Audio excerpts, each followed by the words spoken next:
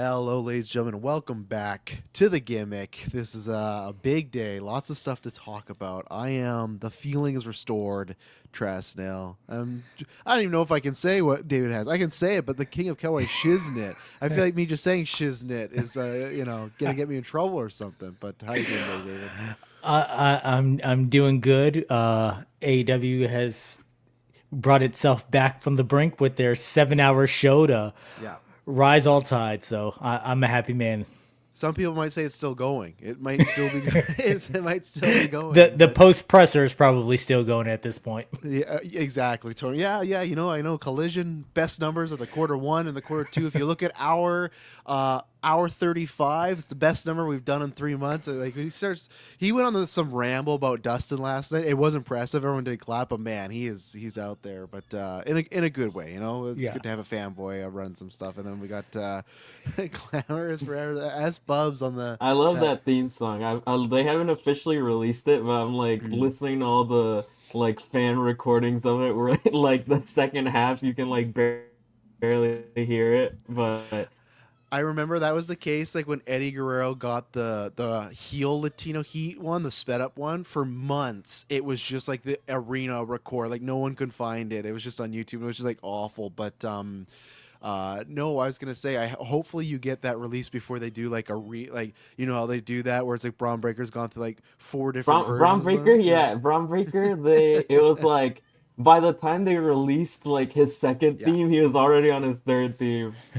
That's what's gonna happen with Blake there. So, yeah, we got lots to talk about. So, how this is gonna work? Some just plugs. Get this out. If you're listening to podcast feeds, it won't matter to you because you're just gonna get this all together. It'll be wrapped together. If anyone watches live or the YouTube videos, what's happening is just because there were so many events, we're gonna be talking about All In, Bash, and Saturday Night's main event today in the morning, and then at nighttime, David and Espos will be back to talk about Evolution. I'll have that feed set up for you guys because I got my dad's 70th, so I'm gonna be watching the show later tonight, which I'm bummed about. I out of all the ones I want to watch, that was second place, but it's gonna be a great show. So these guys will break down. So podcast feeds, you won't even know. We're gonna finish this and it'll go right in Evolution. But for anyone who watches live or is just watches the videos, there'll be two separate videos. We'll be doing that next week. I haven't. It was my bad. I thought I have time, but next week on the Saturday we will be doing our GM mode stream. It's gonna be sometime after 2 p.m. CST or something like that. We'll figure out. It's going to be more, I think we might try and make it more like pay-per-view time. So like a 7 p.m. EST. So like what a WWE pay-per-view would go. So yeah, look out for the announcement, but we'll be doing that. We might finish the season, right? I was going to say, we might do that. So, yeah. If we're going to see, so last time we did, because before we always make these streams about 2 hours. Last time we did it, it was like an hour and we finished the 5 weeks. So for some reason, if the 5 weeks take longer, then we'll cut it. But we might finish I think season. Next we only have like Survivor Series and WrestleMania. Yeah. So that means the next time we do it, we'll be back to draft day. So yeah, we'll see how it goes. But yeah, we could be going to WrestleMania. So there's your plug right there. Tune in. S Bubs is on a 20. What are you? No, you're 15-week streak right now at number one, right? So 15-week streak. So we'll see if David or I can take him down. So yeah, go back and watch those. Last few episodes were fun. And then yeah, the next time I can't remember when SummerSlam. It's August 2nd and 3rd. Yeah, I'm not sure. That's only a 2-week build to SummerSlam is fucking crazy. I guess not. I guess I got Cody, and I guess I got Drew and stuff. We'll see. I don't know if we'll fit in a predictions episode because we're already gonna be doing reviews of night 1, night 2. So I'll say look out for our social media feeds to put those up. But like quickly, like I think we all think Cody's beating Cena, right? Yeah. And I guess we'll talk about the Drew whatever match, but we'll talk about some of those. And plus, even if Seth is hurt, that throws a bunch of stuff in there. So when we get Saturday's main event, we'll probably do some mini predictions there. There you go. So yeah. So, but either way, that's the next time we'll for sure be live with a Gimmick episode. We'll be doing August 2nd and August 3rd. We'll go live right after review night 1 and night 2, and those should be fun. So they're like this, a little chaotic the night 1s and night 2s, but it should be SummerSlam's always a good time. But today we're gonna start with AEW because usually we don't, but today it's their WrestleMania, it's their big year ender and whatnot. So we'll start there. So David, what did you think of the All In show? Like you said, very long. I was. Because I had a barbecue with the GeekVerse guys last night, and I was like, oh, 5 hours it'll be over. And I looked, I'm pretty sure this is the longest All In they've done. You know, it's tough to say. I'm fine with this show being so long because it is like the year ender, but obviously their pay-per-views do run quite long. But overall, David, what do you think of the show? Overall, it was a great show, a great return to form for them. I think that it was built up very well, and then the show itself was executed very well. Yes, some matches went long and there were convoluted points, but everything wrapped up nicely, and it gives me hope for where they can go and their long-term storytelling going forward. Yeah, S-Bubs, I know you were like double screening. I know you've watched the back half ones. What was your whole watch of All In? Was it just those think three or was it all over? I What was your... like, for like, I definitely didn't watch like the trios match opening the No, show. you didn't watch the. No. I was like half screening like the men's casino gauntlet just to see Yeah. if there were any like big surprises. And I'm trying to think what's the first match I watched like in full. I'm trying to remember like the order of the matches now. I think I What was think the everything match? after So we the started with yeah. the Ops versus the Death Riders. Then we had the men's casino gauntlet match. Then we had the Fatal 4-Way for the vacant and TNT championship. Then the Bucks versus Swerve and Osprey, followed by the women's gauntlet match. Then the tag, and then the triple main event of the women, followed by Okada Omega, Right. and then the final. It was the Yeah, I'd say tag, the three-way. I Right. watched from the women's casino gauntlet. I watched that in full, but then I just like didn't watch the tag match. Like I just wasn't really like I was just playing Balatro while I had it on my screen, They and I actually, was you like, know what? the Hurt Syndicate won.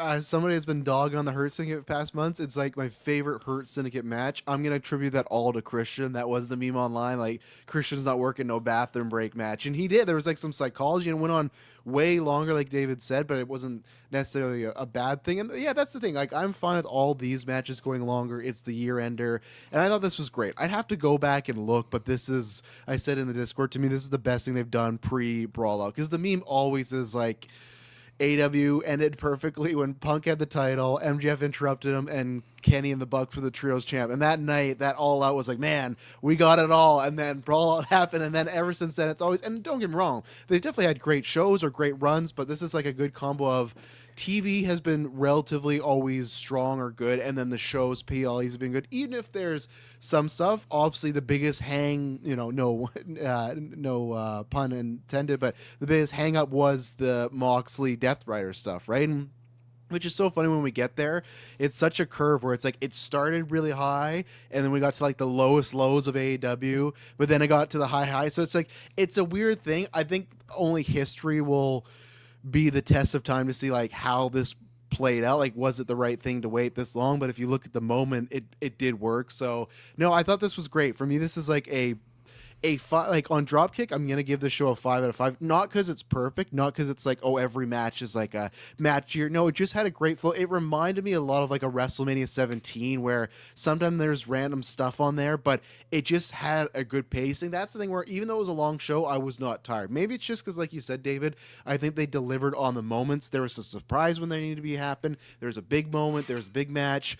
Yeah, I don't know if like every match, delivered to the point where I had the expectations, but then some over delivered, so it was weird.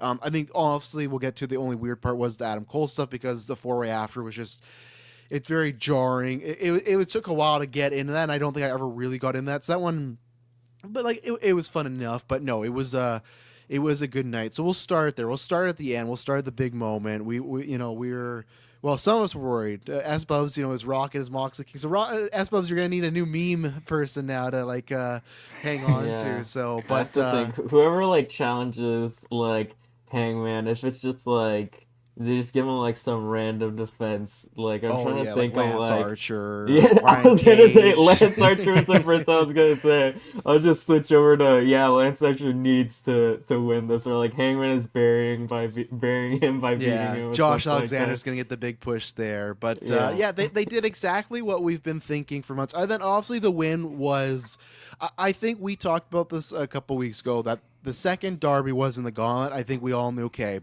Moxley's winning this, because I think it was.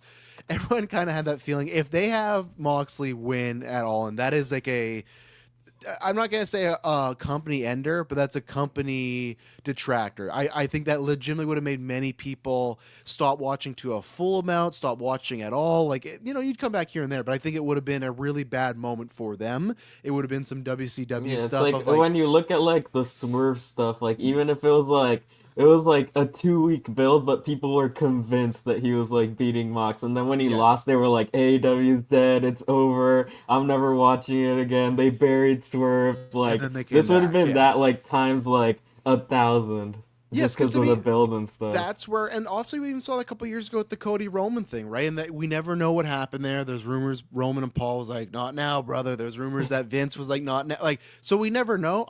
And that was the same thing, right? At the time, I was watching WWE again. That happened, and I was out full time. I was like, I'll watch pay-per-views, but I can't watch this. And the same thing where I hated the decision at the time, but then you jump to a year later, and it did all work out with the Bloodline, rules match, and you got the final boss, even the Rock and Roman thing. Like, it all kind of worked out somehow, and this is to that. Obviously, it's not the same year build, but it's like a 6-month thing. So it kind of backwardly worked out, and I thought this was great. But yeah, it was like what we expected. It was a Bloodline rules. It was a Death Riders rule match. Bloodline rules. It was okay. They're gonna fight for a while, and then get an interference. They led with Yuta though, S-Pub, so that's how I knew we were safe. He was the first person to interfere, so I'm like, oh, thank God, he's not gonna do. But no even Jack Perry, no Jack Perry, yeah, he's in. I thought he was gonna be on the. Yeah, I thought he was gonna. He's just been posting like, he does like his woodworking. Yeah, and I thought he said he was backstage at shows. I was like, he's just driving Anna Jay in his bus to these shows. He's just Jack Perry, you just gotta driver. be a good soldier. Because me and David were there for Hangman didn't like get punished after the Punk stuff, but he definitely got like reduced for a while. You could tell Tony Khan was like, you kind of stirred some shit up here, and I didn't appreciate that. Like, he was jobbing a lot out, and then it came around. So Jack Perry, just look at Hangman. There is a way back for you. There is a way to get out of the. It was definitely a back of the line situation for Hangman's even Paige insinuated after that. And so, I mean, he kept his head down. He worked his way up. I also think that with this match, as annoying as this had been in the build-up, I think the go-away heat for Jon Moxley serviced the match to the point that it was such a celebration. They are finally defeated. It went from, God, we're just tired of this, to, yes, we've had someone dethrone this, and I think that helped build up that ending. So, I mean, I will give it to Tony. I've been saying this needs to end, but taking that extra little bit to make it end and have that made the ending of it much better. It was also the right guy, though, because I posted on Discord. Tony Khan pretty much just admitted that. Like, he didn't say Darby, but he said, like, yeah, we changed plans. And that's the thing where I think the Hangman thing worked, because he is, like, I love Kenny, but Kenny to me was like the ace of that New Japan era. Hangman is the ace. Like, day one, his first interview was like, I'm going to be world champion. And then he beat Jericho. He had that stuff with Punk, and then everything happened. But then he had the stuff with Swerve. Like, if you look at all the years, Hangman pops up as being the focal point. So that's why, to me, I think Darby winning still, I'm not saying the crowd would have booed or not liked it, but I don't think it would have had the same chutzpah. Did you see, like, the Darby interviews from, like, earlier this week? That's what I knew, like, Hangman was like, I don't need the title to get revenge on. It's like fucking Mox, Seth and Punk before, remember, weeks before WrestleMania. They're like, main event WrestleMania. It's not the be all end all. And then they main event WrestleMania. It's like Punk has a 10-minute video package of like, I've worked my life for this. So it's like, you can always tell when they get the like, and I think Darby will be champion one day. I think he actually, I don't know what's going to happen. They haven't stated, I know we're kind of all over, they haven't stated the MGF casino rules yet, because before it was Money in the Bank like, but now this time they've just been saying world title shot. And I don't know. I think MJF and the Money in the Bank thing would work. To me, the trajectory is, it's kind of tough because the Osprey thing. Like, we know Osprey's I feel getting like at some point. They might just run like MJF Osprey for the title, like at All In next year in London. I could and see he that. does like the America gimmick again. Oh, and he like beats let's him in not. London.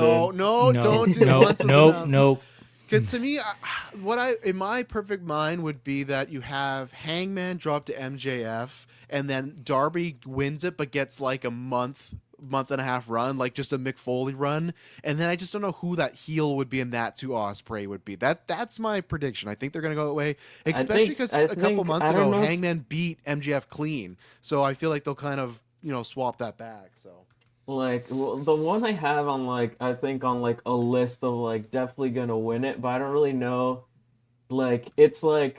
It's both adjacent to Osprey in that I don't know if he wins it before and drops it to Osprey or Osprey drops it to him, which is Kyle Fletcher. yeah, as long as he stops pissing people off backstage, apparently, like because like he I didn't already. see that. Well, remember a couple weeks ago with when he dropped. Oh yeah. Yeah, and then it just scared me when the reports was like, oh, Adam Cole maybe got concussed off that the clothesline. So I just worry, is he gonna get the Seth Rollins 2015 reputation of Well, I saw he's also dangerous in the ring? he's also hanging with the Hurt Syndicate. Do you see that Fletcher interview? Yeah, there was there was on the media day, there was they were just interviewing Fletcher, and then MVP and Lashley and Shelton just come up and start dapping up, and they're like, this guy, I've seen all these other guys. This was MVP's I walked in at AEW, I saw no superstars, but this guy's a superstar. And they're talking about his suit game, and they're just hype, and they're just hanging out and stuff. He got a good suit game. Yeah, no, you know what? That honestly wouldn't be the bad trajectory of Hangman, MJF, Darby for a quick run, Fletcher, and then Ospreay, especially because I think that'd be a great feud builder if Fletcher was like, I won the world title before you. Like, what an easy dig to Ospreay, that would be, and then they could both in London. So yeah, we'll see. But I guess I didn't even say, yeah, I love the match. I love that the match started with just Hangman punched Moxley, and then Moxley punched back, and then it just went into they bust out the fork 2 minutes in. They knew what they were doing. I think that worked because sometimes I like the build up, but I think this worked for this match because there's all this hatred, and it's goddamn for the soul of AEW, and they want to get the title out of the briefcase. But to me, it felt like this should be a fight. I always hate when there's a blood feud and then they do the collar and elbow tie up, and you're like, okay, what's going on here? So this worked, and it worked also because there wasn't also another big weapons or bloody match on the card, so it felt like I think I saw someone say there was no blood until the main event, pretty much, or at least not on purpose. I think some people got of course, bleeding out or something. There's always going to be blood in a John Moxley match, and that is always one of my chief complaints of him. And I'm not a fan of these super bloody matches unless it makes sense. For this match, it made a lot more sense, but I do think that some of that is taken away from the fact that a John Moxley match is going to have blood. He could have a 5-minute match on Collision, and there will be blood somehow, some way. So I'm trying to think. I don't think he bled in the Cope match, the first bad one. Yeah, on the first. Yeah, that was one. Yeah, because I think they were trying to do a classic wrestling match. Yeah, because that's what Cope said. It's we're gonna have an NWA style main event. It didn't work. It did not work. So, but yeah, that's my big complaint is you take away some of that whole bleeding. Now in this match again, it was great. Hangman just digging into his forehead. At one point, you saw some blood squirt on to Hangman from him, and I was like, oh, they're really going for it. But I do think that it would have just a little bit more weight if Moxley didn't bleed in every other match. Yeah, that's true. That wasn't really an issue for me. I felt I knew it was coming, but it was it doesn't make it an issue for me since he does it in every other match. It's I felt he's just a bleeder. Yeah. I think for me, what I liked is we've had lots of AEW shows where they do 2 to 3 multiple weapons blood matches, and that's where I think that's where the Moxley matches hurt. I think the Moxley matches work when that's the special thing is he's the bleeder, he's the gross guy. But when you have other people doing barbed wire or fire, it just the Moxley's just another guy doing that stuff. They should let Moxley be the death match or whatever they want to call him guy. Now, even though his interview with Renee, the little car interview thing that they did, I don't know if you guys saw that, where they're in the car, they're being recorded, and she's basically saying hey, why do you do these things? She goes, I have to report on this because it's my job, but this also affects my life. And he says, he goes, we have these people in here who want to become a pro wrestlers, who want to do this for a living. This is part of pro wrestling. So for all the easy spots and the accolades, are you willing to go this far? If you want a championship, are you willing to go this far? And I do think that also helped with the gravity of the match. So when the blood's coming, it's going to get violent. It's already been stated by him in this little interview that aired on 0 Hour, and they posted on social media as well, that just, this is how he feels about pro wrestling. And I thought it was really good to have it with him and Renee. They're in the car. You can see the kid's car seat in the back. Like, okay, I've seen some of those images then. Yeah. They're in their car, and she's like, why do you have to do this? Because I have to watch this, not just for my job, but I have to deal with the fallout of this. I have to look at you every day afterwards. Because some of the Adam Cope the Cope match, she's like, I got to deal with this. I've kind of liked throughout this whole Death Riders story, just sort of the underrated thread that Renee is just watching Mox do all this weird stuff. There's this one interview, I forget, where they're at their house, and Yuta and Claudio are just walking around their house or something, and they're being interviewed. It's they just all they're just his bodyguards at all times, even when he's just at his house. They're just hanging out in there with him, and she's just yeah, I guess they're just here all the time, I guess. Yeah, that's weird. On TV, they haven't pulled the Renee thread yet, because I remember before Kingston got hurt, Kingston was starting to pull her into the storyline, and because remember Renee's like, oh, you need to fix this between you two. So I'm wondering what's going to happen. That's a good thing with Moxley and the Death Riders is they got Darby, because Darby said on his Mount Everest his thing, I'm going to take down the Death Riders. So I think that's going to be his story one by one. And then when Kingston gets back, you got Moxley and Kingston.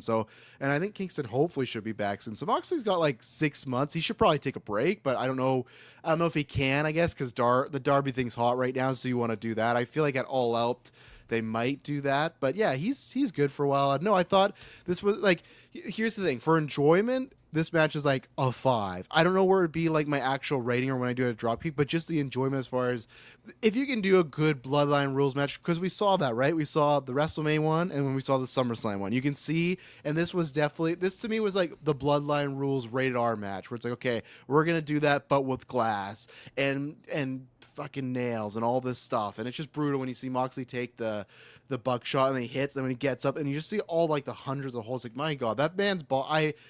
I don't want to tell him to stop, but I do worry for this man when he gets 50 and 60. This guy is he's just tearing his body apart. But for the love of the game, I guess. But I thought it was a good. I liked the pacing of it. The interference actually took a lot longer than I thought. That's not a bad thing. I like the pacing of it. I don't know why they're really obsessed with doing the stretcher gimmick right now with Joe and Ospreay. I don't think they need to do that. Just take Ospreay out and have him lay out on the side. It was kind of funny how they were just still fighting in the ring as they were pulling the stretcher in the background to get Ospreay.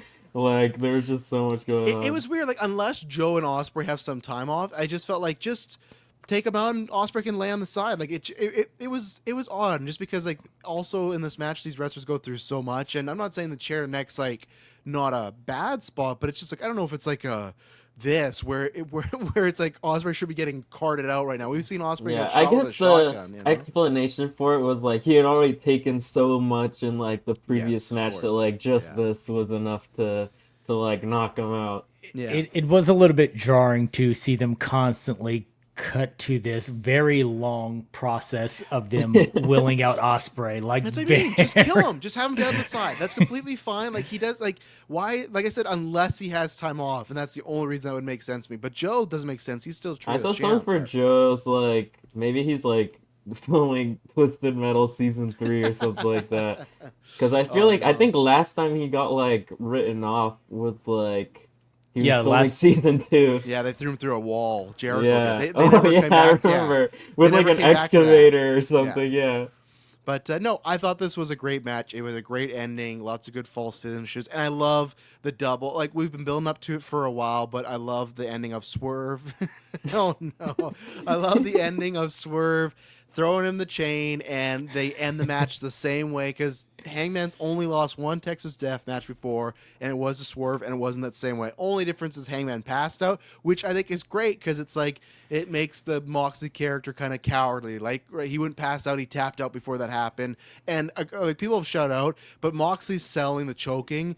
10 out of 10, like him jumping around. He looks like he's getting electrocuted. It was fantastic. So like I said, I don't think I would actually give it a 5 on like a critical rating or whatnot. But as far as enjoyment and watching and having a good time, I have no notes. They hit all the thing. Only surprised that we didn't talk about it, but like Brian was there, so it was great. This fucking guy, I'm not cleared. He's doing suicide dives outside the ring, and they almost didn't catch like him missed either. half of it. Yeah, They were too far. God. Poor Brie Bella, always watching. Like Brie Bella and Renee Paquette need to like have some fucking therapy sessions together. These guys, and then Darby came from the rafters. No Sting. I thought for sure Sting was gonna come. Like did you Darby, see the clips that Darby was up there like maybe the whole match? Like Yes, people recorded, he's just like hanging up there. Yeah, that's what I think. They probably snuck him during the video package. He just Yeah, had to chill. Any other time than that, like people would have noticed, it would have had the pop. So if everyone is distracted by something else, then yeah, have them get up there, get rigged in and checked. For me, this match, the match itself was a 4, but everything outside of it, the chain spot, this stare down with Swerve, Daniel Bryan repelling of Darby, all of that is what pushed it up. This was one of those matches where the convoluted ending served a great purpose because it felt like everyone was battling for the soul of AEW.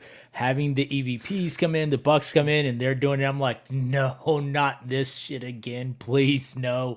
And then they get taken down. I'm like, okay, this is one where all the craziness goes to serve. We are dethroning you, Mox. Everyone is for this. Let's give a coronation to our new Cowboy King. Yeah. What about you guys? Dethrone my King Moxley. Yeah, King Mox. But for me, like King Yuta soon. He's gonna take over the Death Riders. Yeah. But for me, it's like kind of what David was saying. But for me, it's kind of like it's the opposite. But like I think I'd give it like a higher rating. Like it's weird. Like you were saying, like you thought the match was like a 4, but because of the story and like the history of it, you'd give it a higher rating. For me, like I don't really have that like history or anything with Hangman, but I just really loved the match just like as a match. Like I'd probably give it like like you said, I don't think a 5-star, but I'm like a like 4.75 type rating for it. Yeah.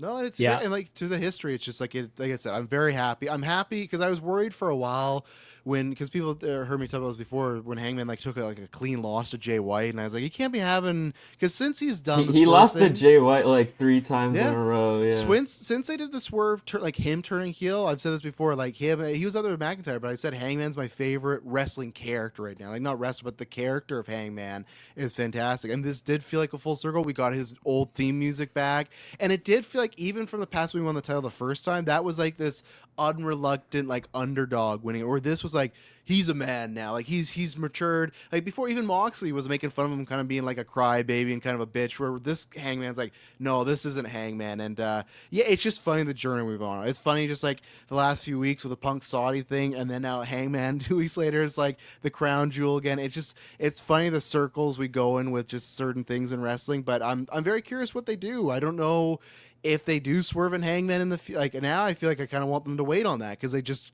kind of there's a tag team run there, there's this and that. Like I feel like there's certain time, like it just would feel odd to get there. And the thing is, I will say we don't know and we'll get there, but if they do truly want to do this, okay, the undisputed title is the secondary, like their world heavyweight title, then I wouldn't even mind Swerve going that direction for now and keep Hangman and Swerve apart. Like they had this moment, return this at another time. If he didn't help him, if there was a turn, then sure. But it's just like it would feel weird to be like, okay, and then at All Out we're doing Swerve and Hang. It's like no, like I feel like it'll be like a you owe me at one point. But it's like wait 3 or 4 months before you pull the you owe me card.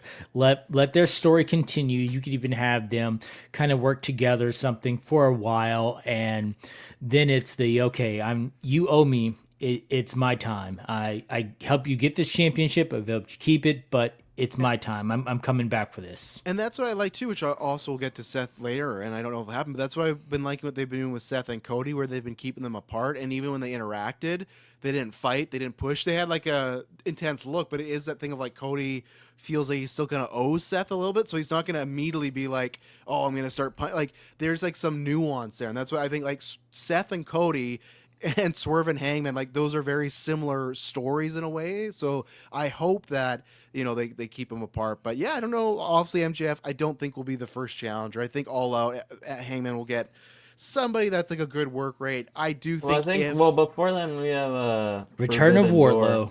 Oh right, they split them apart. I completely thank you. I completely for I don't know Wardlow. Get Wardlow at it. He's on American Gladiators. You know, he's American Gladiators. He's gonna talk to the Miz, and he's gonna go over and be the Miz's bodyguard in WWE. But see, if this was the Fed, then that would be perfect. They would put him in the title picture just because he's in American Gladiators. You got to get that advertising money. Yeah, get him to NXT. He can fight Oba. He can fight Oba.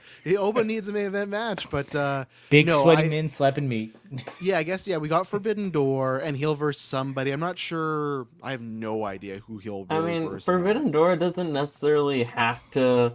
Like last year for Forbidden Door, they did Hangman and Swerve and Ospreay, and that was like Ospreay was already like fully signed. Even though he like counts like he's a New Japan guy. But no, you're right. It's like a 50 because the problem is they have all the top New Japan guys there pretty much. How many dates, David? You might know this more than us. What's Tanahashi's full retirement date? It's Wrestle Kingdom. Yeah, Wrestle Kingdom is his end. So he's going through this year. They told him when he became the president that in order for you to become the president, you have to stop wrestling. And he said, "Okay, give me 2 years." He's like, give me this time. Let me do some things for the crowd. Let me have this moment. So Wrestle Kingdom. Is he not officially president yet, or is he doing both? No, he is. Okay, but that was a condition of being president was like, you have to stop being an in-ring competitor. And he said, give me this time. The first year, he's like, I've already got all these things in the work. And then that second year is going to be basically my retirement tour, the fun matches, everything else that's going to lead up to everyone knowing Wrestle Kingdom is my final match. I guess it's not a fun match. I was wondering if you run Hangman and Tana. They've only versed once in 2019 ROH, so I wonder if you could do that. The only place, and Forbidden Door's in the UK, because Tanahashi, he wrestled already his final North US American match. Right? Yeah.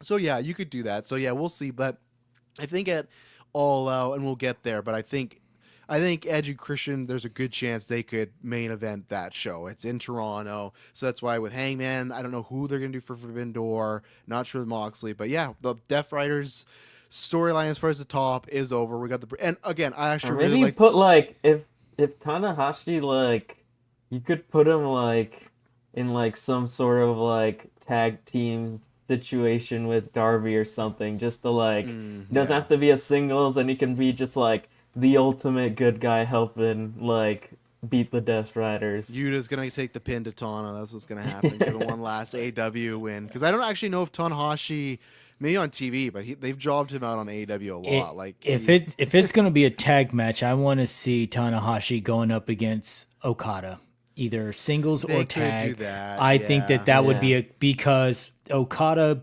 basically took over from Tanahashi, the passing of the torch, so you could run that back. As far as Hangman, if he's gonna have the singles, the first title defense of the new title. You could do that too. Then Tana wins it and he retires.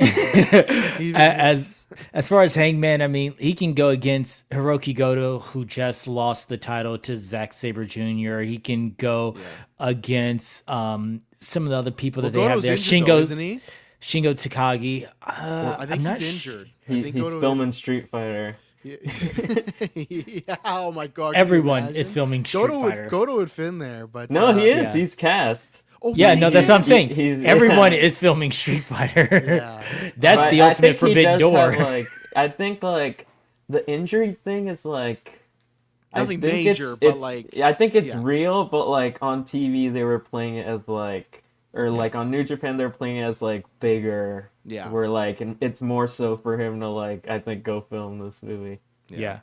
But New Japan has people that would fit Moxley's style, that he could have a good title defense against, but still win. Yeah. And the other beat I liked in the match was when Shafir went to go get the briefcase, got handcuffed, and Nana got out of there. I thought that was a good moment because it was a nice setup there. When you watch it back and you see the guy helping out, but it's like it was a good moment there. So I yeah, saw him there before. I was like, "What's that guy doing?" yeah, he's just on his knees under the ring table, and you're like, "What's going on?" But no, it was a good moment. I did Fun like her picking up Mox for the 10 count, because there's been other times when someone's had someone at ringside. I'm like, why doesn't they just, like, it's no DQ. Why don't they just pick them up? So What her were you picking saying them then up the women's and casino then gauntlet? flipping them off. I'm like, all right. No, the women's casino gauntlet was just managers just for managers' sake. That just felt weird. I was gonna say, let's go. Does anyone have anything else to say about Moxley, Hangman? We covered it all. The reign's no, I just thought over. it was Briefcase out. David, you happy? The title's out of the briefcase now. Yes, I'm happy, and I'm even more happy that, as S-Bubs pointed out, and I went back and looked at it, the side plates were still Daniel Bryan, long-term storytelling, Brian TK, you Danielson, come on. magnificent Brian bastard. Danielson, that's a different man, but yeah, no, that was great. It was good that they just didn't even change it and stuff. I was very glad. I wonder if it's actually been in there the whole time. I bet it had. Well, yeah, yeah, maybe I not the was whole, also but I saying bet like I wonder. It's also like it must feel crazy opening that I was thing. gonna say, yeah. I was a fan that Brian took off the Blue Panther mask. I was really worried he was gonna hit the knee and then run out, and they were gonna like, was that Brian Danielson? But like, thank God, it was just a hype moment. I was like, don't do this shit. Don't do this. Like, oh, he's retired, so it can't be him. But I was happy, and then like I said, he just almost kills himself. Do you on think that. he's like back? I don't know, because he was moving like usual. Because I was just thinking like maybe like now thinking of like you could do like Darby and Brian as together, like yeah. a tag team taking on the Death Rider and like And a third person. I don't If know he's who that would back, be. that's another Moxley match as well. That's like you got some tags, you got Darby, you got Kingston, you got Bryan. I'll say if he's back, it's gonna be like even smaller than the Shawn Michaels 2005 schedule, like the Randy Orton part-time schedule, where it's like they're there for a couple months and gone. I think he'd be there like, I don't know, 8 to 10 weeks out of the year. I bet that's what I think they would do. I was gonna think say you like just pay-per-views and like and two only a few promos pay-per-views, building up the matches. Yeah, and like the big ones, like probably just like I mean, Double he'll or be at Nothing. Wrestle Dream, like Probably, yeah. full circle it. So, but yeah, so to transition, it's a random transition, but I'm just doing because Dave brought up, he likes managers help with no DQ. The women's gauntlet, we got that. That's the thing that bugged the shit out of me. So to me, this is a tale of two halves. To me, the men's and the women's are pretty like on the same point, but I have pros and cons for both. I think the back half, the women's was great. I think they were firing. Everyone came in and was getting these big spots. They were moving fast. I love the spot of Chris Statlander powerbombing Megan Bayne into a bunch of people. Like, that was fantastic. I don't know why they did it, but I love that because Chris Statlander and Megan Bayne were 1 and 2. They just decided to like team up for 70% of the match. I even messaged like, did I miss something? But I love that. Megan Bayne, I continue like more and more. So the women's back half, nothing but good stuff. Love the winner. That's a super surprise. I love we'll finally get Athena on AEW TV, and even if she does do Storm, that's a weird one. But yeah, the first half of this match irked the hell out of me, because not that it's managers doing it. Because at first, when Bang Bang comes with Penelope Ford, it's like, I get it. She's been her manager most of the time, and she's not like Hale is like a great wrestler. So they're okay. I kind of understand this, but I still say like, oh, that must suck, to be like, it's in the women's multi-match and you're still just have to be a manager. But then Anna Jay comes down, who Anna Jay, like, they've pushed, has had a multiple I saw title matches. that like Collision 8-woman tag they've done like 3 times. Like Anna Jay was the only one who's like not actually in the casino gauntlet. Like they put everyone else in. And I will say this, unless there were injuries, right? But all these women were taking bumps. And then Sky Blue, to me, was the biggest one, because before she got injured, she joined Julia Hart. They're still doing that, but she joined her, and they're really starting to get over. Sky Blue is getting over on the internet for different reasons, too. They're always treading because of her behind. Good for her. But, like, still, she was gaining momentum. She's back. And I'm like, okay. But no, she runs out and Julia, I'm like, oh, are they doing some kind of fun gimmick like 2 women are entering at the same time? That's cool. No, she's just a manager. But even worse than Penelope and Anna Jay, who would take bumps and do a couple hits, Sky Blue was in the match just like wrestling, like sometimes for 3 minutes straight. I was like, why not just make her another entrant? It made no sense, especially except for Sky Blue, who at times they were pushing. So that really, really bugged me and took it down for me. I did not like that, and because they're even doing stuff like she's tapping. I'm like, oh well, she's not in the match. It's just like it felt very odd, and if I was one of those women, I would have been very annoyed. But like I said, overall, I still really like the match, and I think the back half was just like fast and furious. And you know what?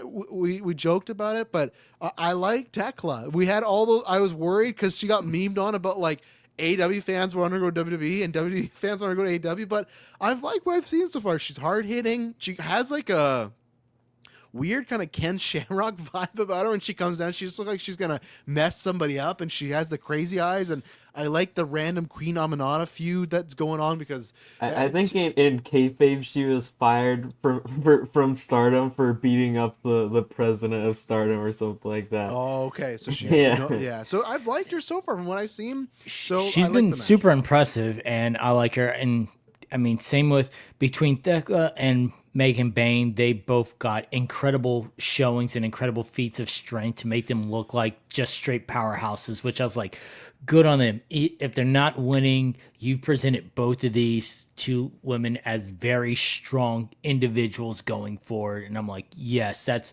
exactly what I want to see. I've loved the way that they presented Megan Bayne, like leading up to this. And then during the match, they just continued that aura with her. And then same thing with Thekla. So yeah, great showing by them. Tony's got to be careful. I know he just signed Megan Bayne, but that's somebody I feel like WWE's want to scoop up because she has a good presentation. She has a unique look. She can work, and she has good presence. I think there were rumors for a while that like they like approached her, like were eyeing her for like NXT, like TK for threw a the while. bag. Yeah. He's like, how much you want? Well, Australian? because she was signed for AEW for like a year, like almost 2 years without like any appearances, and then she just started showing up like full time. So that's why I don't know what her contract says, but yeah, she's somebody.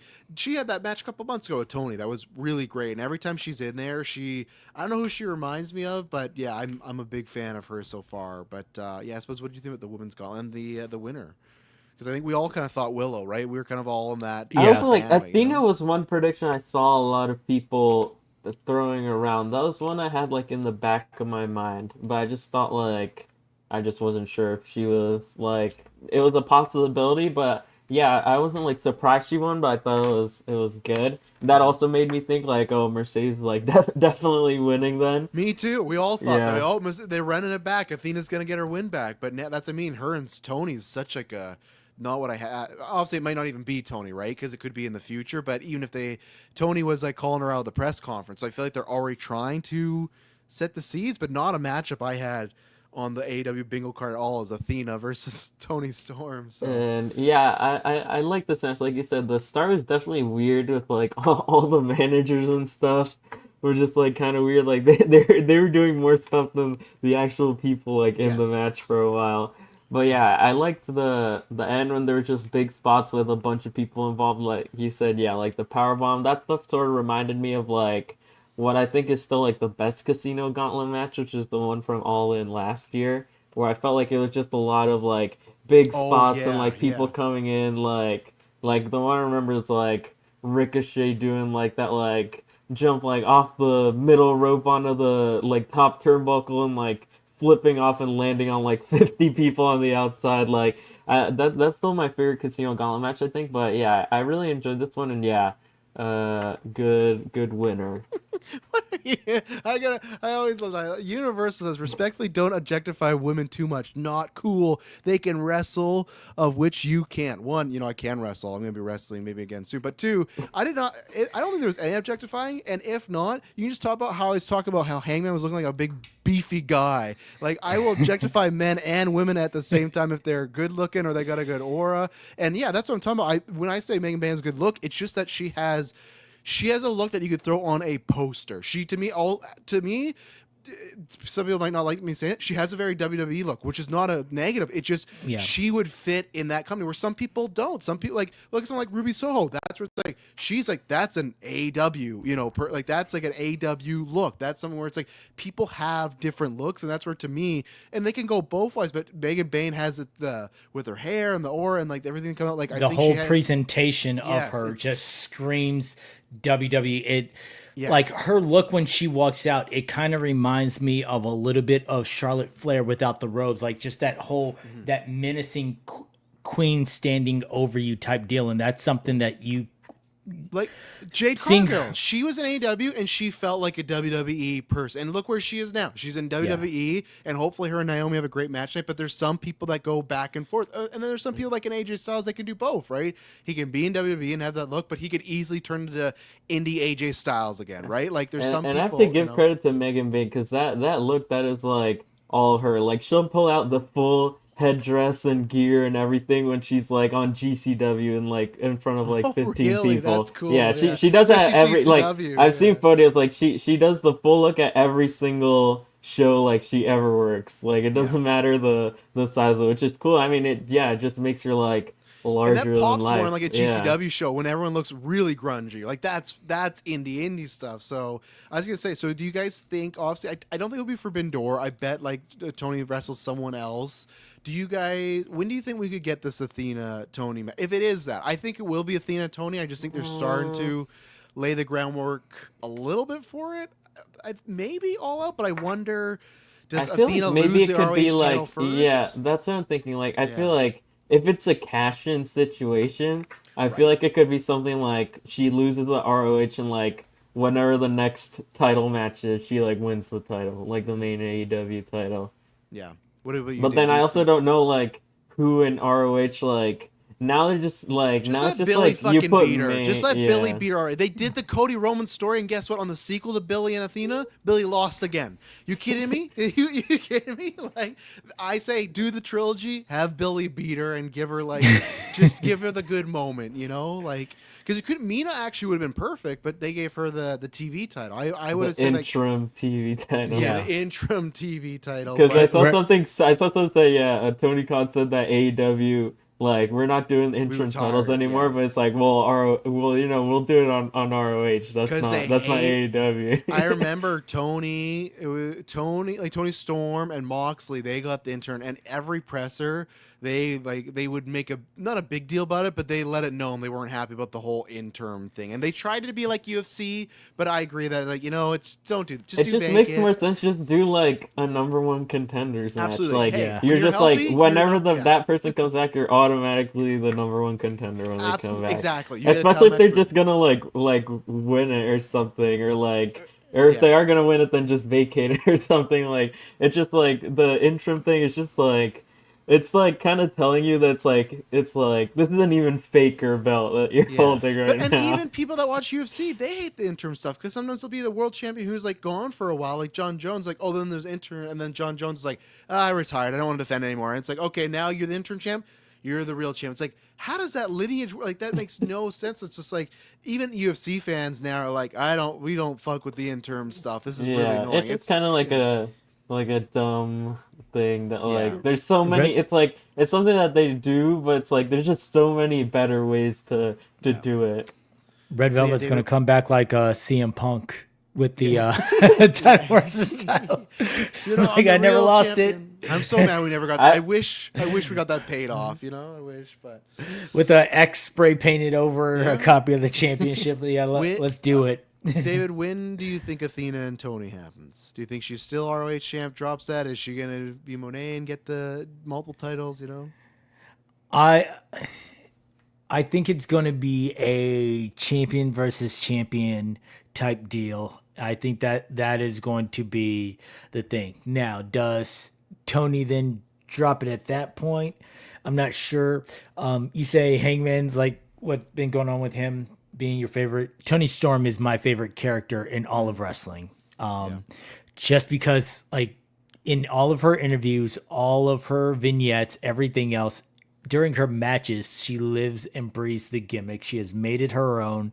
and she does an amazing job with it. She makes me laugh. She gets me invested in matches that otherwise I wouldn't care about, or I would think, okay, well, this would be fun, but I could care less. She gets me invested in those matches, those things, promos she cuts after squash matches. Yeah, so I would love to see them go title versus title. I have loved Athena's forever champion deal, so I could see Athena winning it and then being calling herself the true forever champion. Or you could have them go back and forth, and I think if Mercedes did come back and her and Tony face each other again, Mercedes wins the title and then her and Athena face off, I think that match-wise, that'd be a much better fit for styles. I would love to see the way that they do that, because Mercedes presents herself as a wrestler, but more also as a sports entertainer still, where Athena's, again, she is out to prove that she is women's wrestling. So I think either of those would be good, but I would love to see a title versus title with Athena going against Tony, because Athena can also be super silly when she has to. She has that playfulness, so I think she could feed into Tony Storm's antics. And she was so good when she came in for her gauntlet thing. She was like all over the place. I can't remember what is the finish she does from the top rope and catches the head. That spinning stunner. I think it's the O face. I think it's the name of the move. She called it the O face now? Okay, they didn't call that in WWE. Yeah. But that's the name in AEW. Okay, I love to see it because that's the thing where Athena stopped using that because she said like she thought that was what was getting her injuries, was because like think about it, every night you're doing the top rope like somersault and you're just landing on your ass every night. So I like that it gets busted out for big matches, and it's great that she busted out and got the win, and it was almost perfect where she hit it. Did she pin Thunder Rosa, or I can't remember who she pinned. Mina, I think. Oh, she pinned. Yeah, she hit Mina with it, and Mina like rolled over into it, and Athena just got her with the legs and pinned her. It was like a happy accident that Mina just happened to be there. But no, I just want Athena on AEW TV, even if she doesn't beat Tony. Like no more. Like I think she's very past. It feels like times when we talk about people in NXT where it's like you're past the time being there, like time to move up. But yeah, we already talked about it a little bit, so let's transition into Monet and Tony Storm. And yeah, I don't want to bury the lead here, but I saw some of your thoughts on Dropkick S-Bubs, and I think I'm exactly where you are, where I think it was a really good match, but it didn't deliver. I think I'm right where the you are. expectation from everyone was like, this is going to be the greatest women's match of all time. The show stealer. At least to me, I thought it had a good chance. And for me, yeah, I think where you put it, a 4 out of 5, that's exactly where I am. I think it picked up a lot near the end. I actually think the stuff with Luther at the beginning kind of hurt it. Like it just was. I get that Tony does comedy. I'm fine with that, but I think this was a match that maybe needed to drop that a little bit. At the same time, they were trying to do this whole thing where Monet was trying to also play mind games. So I just think the beginning was a little, just the pacing was a little off, but I think near the back half, it got really well. Another S-Bubs take, I agree with that. Yeah, the Storm Zero is like that finish is like the Crossroads, like Sweet Chin Music. It's like you got to hit like 50 of these to get a win. I think everyone is kicked out. Like Anna Jay is probably kicked out of Storm Zero. But I like that Collision. She did the video game thing where, oh, you know what I gotta do? I gotta go hit a super Storm Zero. You know, because when she hit the 3 in the row, I'm like, oh, Monet's definitely getting this. Like I thought that was a sign right there. Yeah. And no, I thought it picked up near the end. There's good drama. It reminded me a lot. Very technical match. Yeah, very technical, because they do stuff where they would heat up and do like a. I think at one point, yeah, Tony hit the Storm Zero, and then they went back to like doing not like chain wrestling, but that type of like holds and stuff. It's like, oh, this is very, and I like that about Monet's matches. So, and that's the tough thing where I think Monet has had like a year of doing like almost 5 out of 5, 4. So I feel like this was like the lower end, but she still has it. But yeah, I'd like to see them do it again. The only difference for me was this didn't feel like one of those matches like when Becky and Lyra versed the first time on WWE. They felt like, oh, they're holding back till they have like the big blow up, but it was still a great match. This didn't feel like they were holding back. This felt like this was this felt like this was like the match, especially with like the triple Storm Zero thing. Like I don't think they're doing like Like, what's the escalation on that one? Yeah, so that's where I was like, oh, I don't like. I'd like to see it again, but I don't think it's like, oh, they're holding back. So no, I think this was the match they wanted. But and I liked all the mind games. David will know this. The series they did with Cody, Kenny, and Coda, where they just did weird stuff. Where in the middle of the match, like Brandy would go over and kiss Kenny Omega to like throw off Coda, and then Cody would kiss Kota Ibushi to throw off Kenny. Like they were doing all this weird shit where they're like 4-level chess. Like, well, I'm gonna make out with your guy. Oh, I'm gonna. Like, that's what I liked. Where it was like most like Tony did the rub, and then Monet kissed her, and then Tony did the thing where she bit her groin, and then Monet gave her like a full kiss. Like I like that story, and that fits with the Tony character, who's like always over sexualizing stuff. So I like that Monet was like trying to like match her freak per se. So I think Monet will get a couple wins after this to get her back up. I have seen people say they might do the downfall storyline where she just loses everything, which could be the case, but I still think Willow is the person that's going to beat her for the TBS. I think she'll go on a different track, and I think Monet will be the women's title champion at some point, barring she doesn't go to WWE again, because we know she'll be I back there thought at some someone say point. that like that every time she's challenged for the world title on the company's biggest show, she's lost now, even including AEW. Oh, really? That's funny. Yeah. So, no, I thought it was a really, like, I think I'm downplaying. I think it was a really good match. I was underwhelmed, didn't hit as good. Because even then, something like that Tony Storm Megan Bayne match a couple months ago, like, I even like that better than this. So I think Tony and Mercedes the past couple months have had better matches with other people, but this was still good. But, Outside of the Luther stuff, I thought that this was probably my second favorite match of the night. Oh, nice. Yeah, the spots with Luther kind of brought it down, but some of the other aspects of it were fun. Again, the Monet kissing Tony Storm. That is something that it was definitely a mind game thing. It wasn't just we're sexualizing this match. It's okay, this is something you do, so I'm going to do it to you to It's try like Trish and and throw Mickey off. too from WrestleMania 22. Like that's Yeah, for his stuff. I'm going to try and throw off your game. And I loved in the post presser when they asked Tony Storm about kissing Monet, and she was like, well, she's like, I did it because I wanted to. She goes, unfortunately, she beat me to it. So that kind of threw off the fun of me kissing her. And it was just, it's that little beat of storytelling of, okay, I'm going to try and throw you off your game by doing your actions to you. And it was fun for all the comedy that Tony Storm throws in her matches and things like that, and all the showboating that Mercedes does. They would then get back to just some good, pure showing off wrestling. And I thought that was a good mix of you guys each get to show off that part of your character, but you also are showing off that you are a pure good wrestler. Yeah. S Bubs.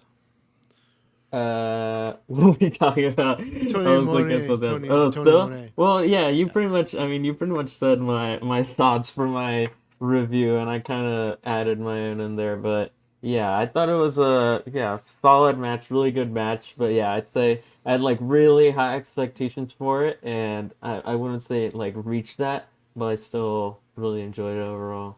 Yeah, and I think they'll do this again one day. But good for people because I didn't understand this. For some people I saw online, this was like a big break point. If like Monet won, it was like, oh my god, it's gonna be awful. I get it because there's been the whole thing about her having creative control and all this stuff, which is not true stuff. Just stuff people I have think made it was up. more so like about like how like if she won and she had all the titles like already with her being the TBS champion and being in this match, like all the women were just like in the casino. Yep. Like if And that's if true. she wasn't challenging for the world title, there would have been one other like women's match on the show. So Yeah. it's like if you put the TBS and world championship on her, that's like you're actively just like detracting from what could be like the women's division is like the Yeah. point I saw people making, even for fans of Monet.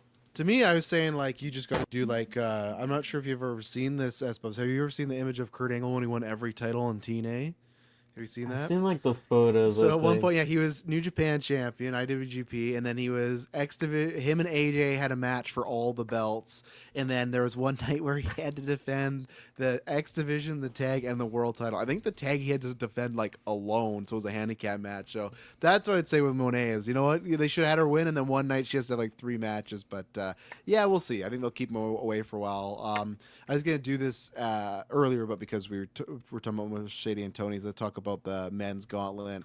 I thought this was a good one as well. Thought it was fun. I liked the overall story of just like we can't let MJF win this, and fucking MJF finds a way to win it. Like I love that multiple like we're double teaming him, they're after him, like that's a perfect like simulation of the MJF character. So that's why I like that. The men's match was more story driven, the women's match was a bit more spot driven, but I think that's what is good to separate them, you know? I don't think even the women's, I don't think there was too many surprises this go around for the gauntlet. I was waiting for Yeah, I one was gonna big say, I one. think pretty much everyone was like just like a signed Yeah. AEW person. Or it's like, oh, Yeah. they haven't been around in like a bit, but it's like, okay. Outside you of know? Juice Robinson, I don't think there Right, was yeah. anyone that I was just like, oh, wow. I did like, I think it was Roddy who kicked MJF like right as he came out. He just runs the ring. He There had big was, knee him, yeah. yeah. So the whole story of we can't let this guy win. I think like the only real down point to me was the Mystico entrance. I get that again, Oh, the yeah, what Mexican the heritage, fuck was going and on? then them being in Texas. So a lot of Yeah. that Texas crowd is also, crowds that favor these luchadors. But man, between the music that just had no real nothing No. that got you hype, and then this long slow, and then the stare down before they go at each other, I'm like, that was probably the part that was like, oh well, this is that. The Yeah, Gates I of didn't. Agony and the guns was fun, but it was I could take it or leave it. Like it was cool to see the guns again, but cool, they had a little start off with the Gates of Agony. All right, but yeah, the whole thing with the Mystico entrance, and yeah, I could tell the crowd was wanting to sing it. People were having fun with it, but television wise, general audience wise, it didn't really seem to translate. Well, and I also don't think the whole crowd was singing because I don't think it was like as loud as like when Edge comes out or like when Well, they because sing it's Randy's song. Spanish lyrics, so only the Spanish speaking crowd probably knew the song. Yeah, that's the thing. So it's like you tell her something, it's like, all right, cool. Yeah. And I was gonna ask, like, since I didn't really watch this match, I saw some people saying that it was like some people were like sort of down on it because said it felt more like a Rumble match than like a casino gauntlet match. Like I saw some people's complaints fair. saying that like they weren't really going for like pinfalls that often. When the point of the casino is like you can just like win at any time. Yeah. Yeah, The only time they did it was a that right at spot the beginning fest. only at the beginning of MGF and Mark Briscoe, they were trying to do like roll ups and everything like that. But that's something where after that they lost. And that my only other spot too that I really did not like is the ending with Max Caster was super awkward. Where he comes out and he's the last entrance. He does his best wrestler live. That's fine. And him and Bowens fight. They throw him in a ring. He gets hit. And then they like go right to the finish with MJF. It felt like there was a beat, or maybe there was supposed to be more people. Maybe like Garcia and Dustin, like some of those people were supposed to be in there, and obviously they got added to the thing. Like it just felt weird, where it felt like that was gonna be something. It felt like it was gonna be Max, and then you get one more like bigger entrance, and then you go on the finish. But it was just weird where Max comes in, he gets beat up, and then they go to the finish, and MJF wins. It's like Oh, I was gonna say I saw an idea for like what this should have been, which I really liked, is like have them win while he's still doing his entrance. Like he's doing this talking, yeah. long entrance and then like MJF just like wins in the ring like before he even got in. Yeah. No, that would have been funny. So, but yeah, MGF, who knows? I think they're gonna rock with that for a little bit. He can do the promo time. He's a heel. That's why I still think like I don't mind them ripping off the Money in the Bank rules, especially for MJF. Like that would be a great way for him to win it. Like I don't know. We'll see what happens. They're being fast and loose with it because I know that was the rumor last year that they said that with Christian, and I guess they were like, oh, we actually shouldn't have done that because we don't know when we're gonna use it. But so I don't know. We'll see what happens. But yeah, I think MJF is gonna whatever the next big one is. I feel like Because what we got, there's Forbidden Door, All Out. I don't think there'll be any of those two. What is after All Out? Because it's always Full Gear? Full Gear.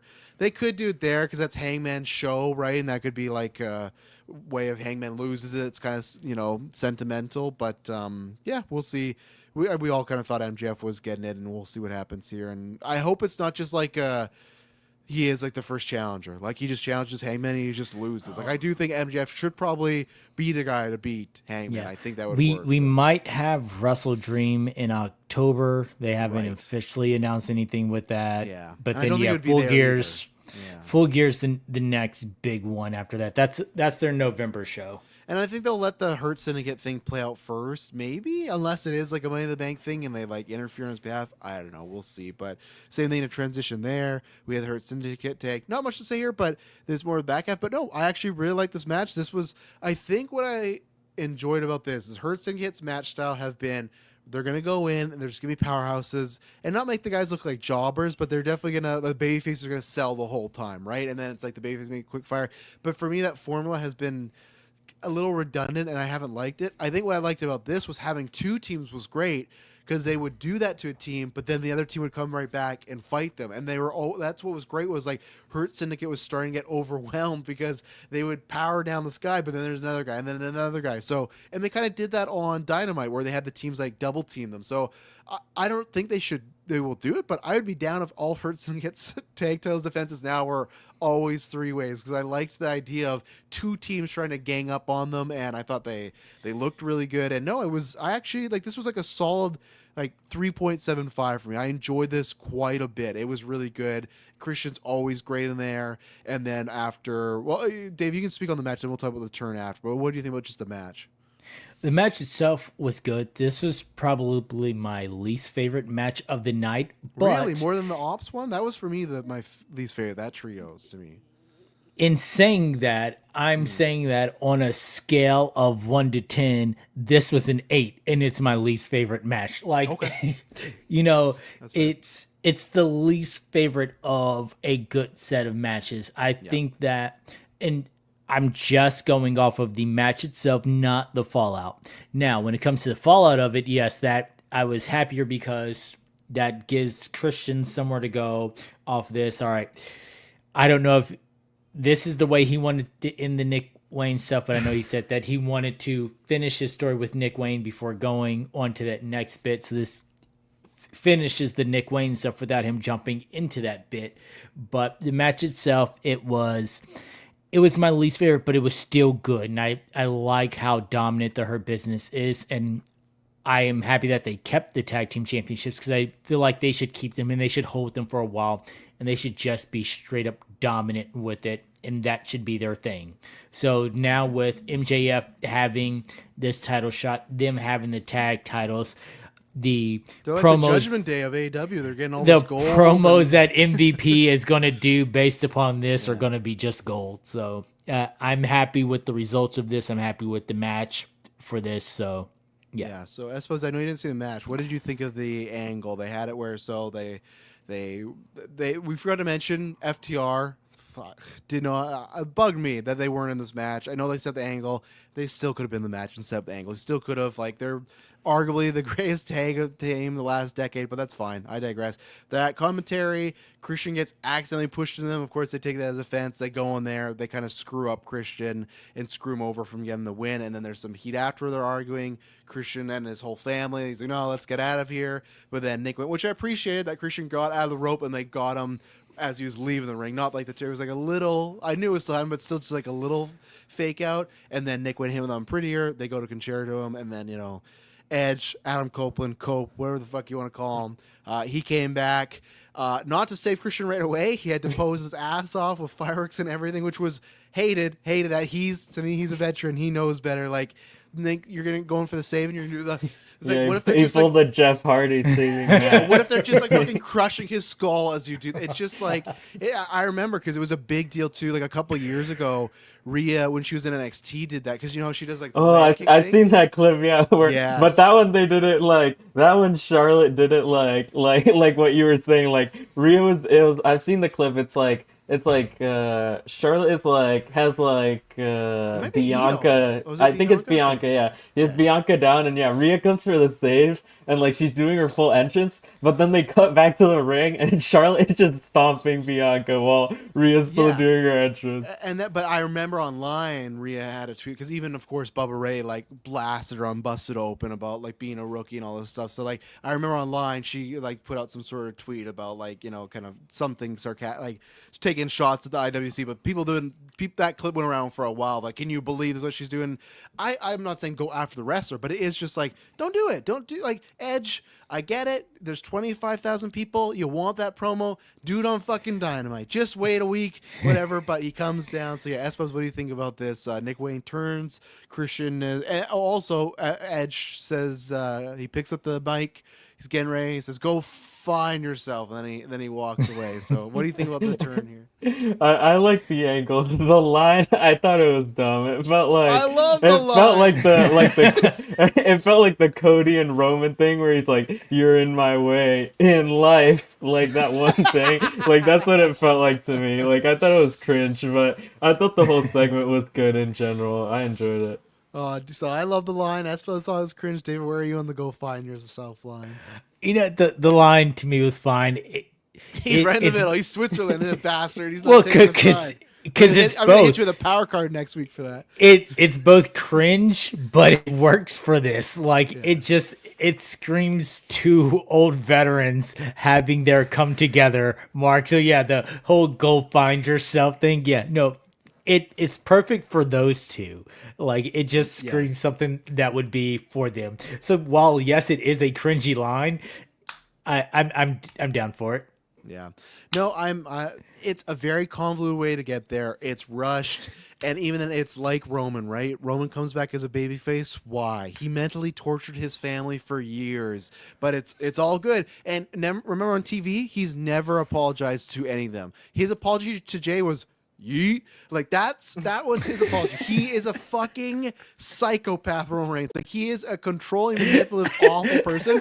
But nah, we love him, right? Same thing as Nick Wayne. Our Nick favorite Wayne- narcissist. Yeah, He just Nick said Wayne- yeet and it's all fine. Nick Wayne attacking Christian should be a babyface moment. That should be, you've made fun of my dad, you made fun of my mom, you keep making jokes about banging my mom, like all this. Like, Were they jokes though? Right? No, Were it's they like, I'm jokes pretty sure- though? always I'm like, pretty oh, sure you in- lost your match, I'm I'm gonna go pretty hang out sure- with your mom. You know. I'm pretty sure kayfabe is like actually real. No, I know, but I mean, like in the sense of like he'll bring it up when Nick Wayne's down, yeah. right? Like he'll lose Yeah. a match and like, I guess I'll just go spend time with your mom tonight. But so it's like this guy is a piece of shit, and Nick Wayne turning should be a babyface moment. That should be Nick Wayne's crowning pop. He finally like, no more, I'm not taking it. But because we want to run Edge and Christian versus FTR, we gotta make him the heel. So it's convoluted. It does not work at all. But fuck it, it's fine. The only thing I just have to say, because obviously Cope, I'm still calling him Edge. That Moxley match not good. I enjoyed the fight they had with the nails and everything. That was a better one. Edge and Christian versus FTR has to deliver.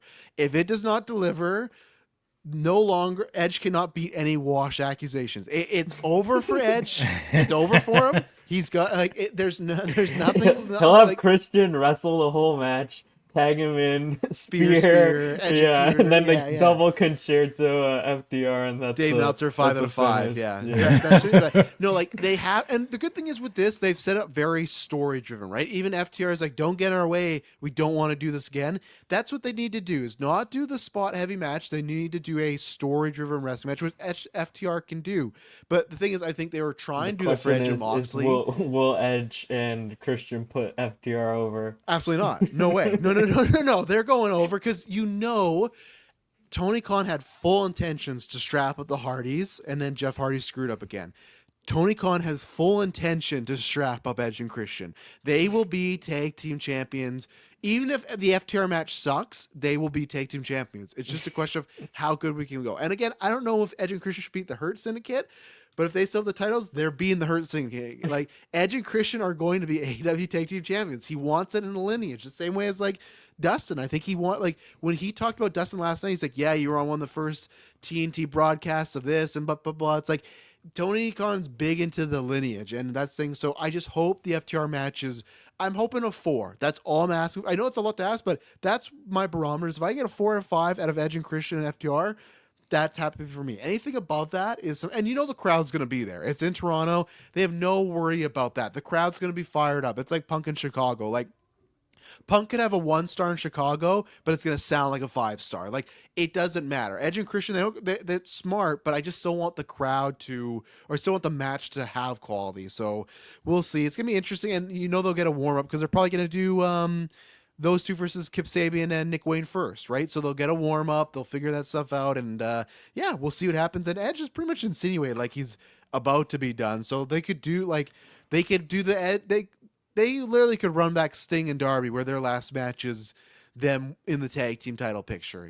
Christian hasn't said anything about his career, but yeah, I'm excited, even though very convoluted, make no sense. But you know what? That's wrestling sometimes. Sometimes you just cheer the bad guys because, again, everyone fucking loves Christian making fun of people's dead dads. It's been one of the best gimmicks, and I'm sad it's over, but I'll fondly look back on Jack Perry. I feel like you might still do it to Nick Wayne one more time. Yeah, I wonder if Edge does it. That's gonna be the thing too. Like if he gets Edge on it and stuff like that. So we'll see. So I brought up. Well, I guess we could hit these ones off now quickly. But ops and trios. I thought this was fine. I said this in Discord. Very odd way to start the show. I didn't think it had enough heat for it. I would have went the men's gauntlet. So I thought this was fine. This for me was my weakest match of the card. And then they got the win. For the ops, good for them. I'm most thing I was happy about actually was when Shibata tagged in. I was like, man, good for him. This was one of those guys. His career was over, never gonna wrestle again, and here he is in front of 25,000. Good to see Gabe Kidd there. I hate that him, Claudio, and Moxley are so close together because, man, it's just variations of the same person. Like, bald guy.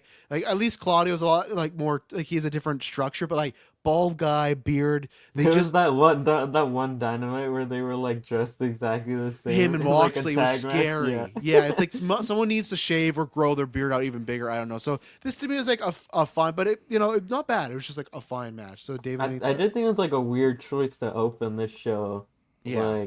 Yeah, I don't know. I don't know. It was odd. Maybe since, Joe did have to film something. That's how they got him out of it. I got to be out of here quick. Especially since wasn't the casino the second match on the show, the men's casino? It was. Yeah, you could have just done that as the opening. But I think the reason for having it in the opening is because you book in the Death Riders stretch from somebody. Yeah, that's true. You start off with the reminder of we are dangerous people.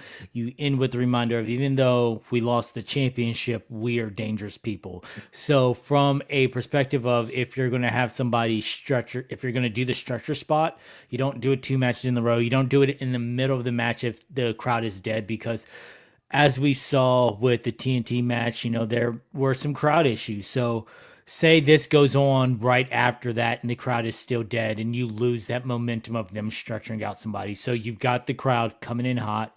You do this match. I'm a fan of Samoa Joe.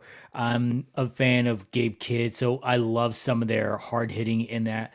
I always love watching Shibata wrestle. Just everything he went through, the whole him possibly not being able to wrestle again. And Gabe Kidd headbutted him in this match. I was surprised they did that spot. And they even that's how and it's not like Gabe, fucking Shibata's skull got cracked from those headbutts. I'm sure he's good now, but when they did do that, I was like, geez, I almost would have loved if they saved that for a one-on-one or something. But yeah. Yes. So again, this slightly edges out the tag match, not by much, but yeah. I think that it was for me.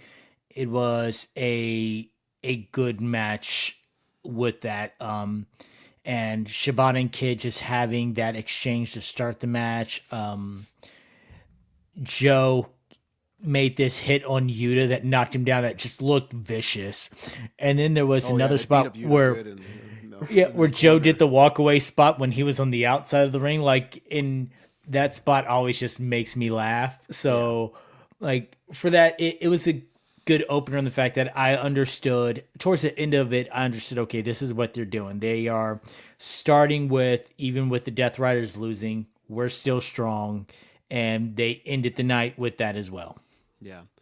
And then we only got 2 matches left. We'll talk about this one quickly. I don't have much to say about the match. That was fine. They put in the work. Was the 4-way. Obviously, Adam Cole. So it sounds like it's reported he's got a concussion. Hopefully, that's the tough thing because he had that concussion injury a couple of years ago, but he was gone for a very long time. And concussions can work that way. Like look at Brian and stuff. It takes years off. So, and when he used the retire word, I was like, oh no. So hopefully one, just like health wise, just good in general, whatever about wrestling, because he has like a legacy. But of course, the guy loves wrestling. So, but yeah, you can tell he come out not looking good. And then they did the 4-way, and Dustin got the win. And it was, we joked about on Discord. I was like, it's just Kyle or DJ, and he got the win. And the moment after the match did sell it, and I think it will be bigger for Fletcher to win it in a solos if he does win it. I know you shared that on Discord. Was that the last time, David, the Fletcher Cole match? Was that the last time Cole wrestled? Is that confirmed? He wrestled on Collision this week in like a tag match. Okay, so yeah, that's weird. So yeah, that's hopefully it's all supposedly good. when like it got like re-aggravated or something. Yeah, so I'm guessing that thing that I put in the Discord is when it happened, and then he was on commentary for a couple of weeks and doing little spots. He was doing spots, but not really wrestling, and then he did the tag match, and that was probably like, oh, he's not ready to go. So yeah, I really think the crappy reports for like him. supposedly like after Collision he was fine and like said he was fine, and then just like the morning of All In he told Tony Khan that like he wasn't feeling well enough to do it. No, and that sucks to go out big crowd, whatnot. Obviously, maybe in the first one MJF, but yeah, I thought it was fine. I think Dustin, I was fine with this because it was like a nice moment after like the Cole thing. But like I said, the match, even the crowd was dead until the last. Like I remember Sammy did like a Iron Moonsault like off the top rope in the crowd. That was when they finally woke up, but it took a little bit. And Dustin did get a pop because he won. He's from Texas. Got to see the Road brothers there. The next generation of the Roads happening. But I think they'll give him like. All I ask is the TNT title has been booked very poorly. All I ask is just, even if this is a mini month and a half, 2 month run, make it good. And I'd like him to lose it on a big stage, like an All Out or something. Like make it a big deal. Make Kyle or whoever beat him a big deal. You can have Kyle just like destroy him for like the heat.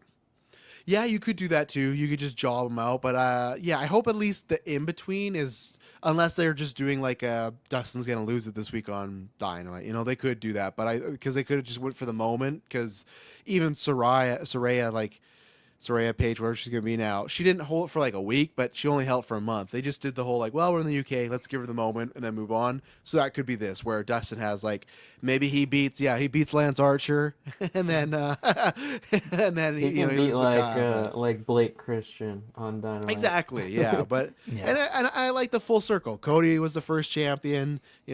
Dustin's got it right now. There's some fun stuff there. So yeah, I had said on the Discord about halfway through the match, that's when I was like, oh, I think that they may end up giving this to Dustin just for the Texas pop, and so that TK can go on and on about how much he loves the Rhodes family. Both of those things happened. So I was just like, oh, yeah, the crowd was dead, but for most of it, but it's not hard to see why. Again, you just had this emotional moment of Cole coming out, giving that heartfelt speech, having the hug, everyone wondering, is this it for him or not? My favorite spot in the match, though, was everyone taking turns kicking Kyle Fletcher. That was hilarious. That was good in the corner with the nut shots and everything. Yeah. Yes, the shattered dreams when he lines them up and they're like, no. Let me get one. And it's like, so I know funny. This is your move, but let me get one first. Yeah, and it's so funny about Sammy Guevara, where like, man, the crowd just still hates this guy. Like he's been just bland babyface on ROH. He's just a tag guy. He's just with Dustin, tag guy. That's all he's doing. He's here on Dynamite here and there, but he has like no character, nothing. He's just doing cool moves. And still, second he was in the ring, people boo. It's like, man, people just hate this. And it's like, I don't know what they do. I don't know what the trajectory of his career is in the future, but like, man, people, he's got that go away heat still. Funny thing is, like, all of this kind of started around the time that him and Tay Mello started dating, and no one knows what happened behind the scenes, but it's just, okay, you trotted out your girlfriend, you proposed to her on live TV, and a couple of months later we see that you're now dating this super hot wrestler, and now you're getting married, now you're getting pregnant. Nikki Bella TV proposal thing, right? Yes, and that was the beginning of people like, this dude's a scumbag. Well, yeah, And it was just, weird. It was like 2 months later he was dating Ty, and everyone was like, "Wait a second, we just made like Tony gave you TV time to propose to your girl, right?" I kind of yeah, you talked about how she's been with you forever, how she supported you while you were on the road, and how no one else would have put up with all this other stuff. And then it's like, oh, hey, we just had this hot girl join the roster. I think I'm going to go over here for a while. And after that, people are just like, yeah, he's a scumbag. I'll be very curious to see what happens when his contract expires. If he's with the AEW or if he would try, if WWE would have any interest, I don't know, because he's still talented in the ring. Like he can move, he does some stuff very flawless, but yeah, I don't know what his trajectory is. But then, well, I guess I lied. We had 2 to talk about. We got the tag match with Bucks and Ospreay and Swerve. I really liked that. Thought this was lots of fun. I love the Founding Fathers gimmick. The entrance way too long, unfortunately, but the boat. But this was what you would expect. But there's some good Swerve. I love Swerve just being annoyed at Ospreay multiple times in the match. And then when Ospreay hit him, I was glad though they didn't do the whole like, you clearly hit me by accident, but the wrestler's like, you hit me intentionally, you bastard. So no, I thought it was good. I was surprised about the winners. I thought Bucks would win, and I thought that I still maybe think the Bucks should have win because I thought that would have made Swerve's moment even bigger. To like, he can't have the title, so he's literally just giving it Hangman because like, well, like here you go, like you run with a cowboy. So I thought it was a good match. I maybe would have swapped the winners, but yeah, I thought there's some really fun stuff at the end, and it's you know, you got your Ospreay isms and Swerve's a great character, and yeah, so I thought it was lots of fun. This was actually my favorite match because of the spots. I am a spot monkey whore, so I am all for it. Everyone, I have been very open with my love of Will Ospreay, and so everything from the Assassin's Creed entrance, which again, I'm hoping that someone at Ubisoft gave him a pass so that he gets all the games for free. Pass, put him in a game already. This guy's got a tattoo. It's on his gear all the time, you know. Yeah, so it was great. I did laugh at the announcer said on a couple of occasions like how will Swerve work in a tag team, and then at one point they even said that he may struggle because he's not used to being in a tag team, and I'm like, what happened to Swerve in his glory? Like that was a whole thing. Like he's been in tag teams before. The Bucks continue to just, they do great matches, win or lose. The Bucks put on, you can love them, you can hate them, but they put on some amazing matches. The EVP trigger on Ospreay, the reversals of certain moves by them, that whole back and forth with them and Will Ospreay of just reversing was great. The kickouts felt monumental, like you would hold your breath thinking that, okay, this was the end, and then there would be a kick out. And Swerve is just amazing. I really do hope that he gets a chance at a championship again, whether it's finally beating Hangman on down the line or finally he's got the winning record on Hangman. They're like 3-1. I mean, for the title, after they've built it up for it, it's probably going to be another year or 6 months to a year of build. They better not do this immediately, but have that build up. They face each other, and you know, that ends their long running blood feud. Or if he wins the unified title, like I feel like Swerve has definitely earned another title run to be that face, because the man is just amazing in the ring. He's amazing in his character work. He's amazing in his presentation and just his entire style. He's a damn good wrestler. And so, yeah, for me, this was my favorite to watch. It had the most rewatchability out of all the matches. And shout outs to JoJo Offerman for making an appearance. Yeah. I just saw this fact that All In had surpassed WrestleMania 35 as the longest wrestling pay-per-view ever. So there you go. That's why it did felt like even longer than AEW stands. But well, I'm glad it went on earlier, because that WrestleMania 35, yes, man, that was brutal. That would have been a nighttime one. Yeah, 35 is bad. But I suppose, have you seen this match yet or no? No. Okay. Were you surprised? What do you think about the outcome though? Yeah, I thought like my prediction was that the Bucks were gonna win. So yeah, I was surprised by the outcome, and I wonder where it's at. I mean, they said they were just gonna like give up the EVP titles anyway, but I still wonder where the story goes with it. Yeah, I don't really know what you do. I feel like the Bucks are, well, okay, again, you're gonna run Bucks and Edge and Christian, so there's something there. But I don't really know what they're gonna do with the Bucks now, because Moxley, it's like the Riders, they have a clear path. I don't know what you do with the Bucks. They are getting that point soon AEW where it's like they've done almost everything, right? So that's why I thought they would get the win here to try to like do some other EVP stuff, but we'll see. But speaking of that, the other EVP, Kenny Omega versus Okada, trying to recapture that New Japan magic. So Espos, I'm going to start with you because this is your first time seeing because you've still not yet seen the other ones, right? This is your first Okada. Yeah. So what did you think about this match, the outcomes, everything like that? No, yeah, I really, really like this match. I thought it was really good. I was prepared to get mad once, like, the referee was distracted and Don Callis is standing up and beating up Kenny. But I think even with all that, and even with, like, Rocky Romero running out, I think these two guys are so good that even in the end, it was still a great match. Mm-hmm. What about you, David? You're like me. You come from. We've seen it all. This is them running it back. Okada wins, so now they're tied again. So I know they're trying to say it's the end of the story, but it's like literally, I feel like that was my issue. We did get the end of the story, but now they're tied. That would directly tell us that's not the end of the story. You would have a tiebreaker now to see who is the now definitive winner. But Yeah, it was a great match. It was Kenny Omega and Okada. Like, what can you say about it? It was just a great match. The video package to start, Kenny's entrance, all of that was amazing. The final ending sequence of this match was amazing, and yeah, it was a damn good Okada and Omega match. I will say this: if they do one more, just so that it's not tied, please, please, please keep Don Callis away from this match. well, did you hear? Did you hear what Tony Khan said at the media scrum about the rules of the title now? So they said that because they had the Continental title, that was, remember, no interference. But last night was an AEW match. But now he's like, well, because the winner of the Continental won this match, we're going to go with the Continental rules going forward. So there's no interferences. Hate that. This is so annoying. And it's a 20-minute time limit.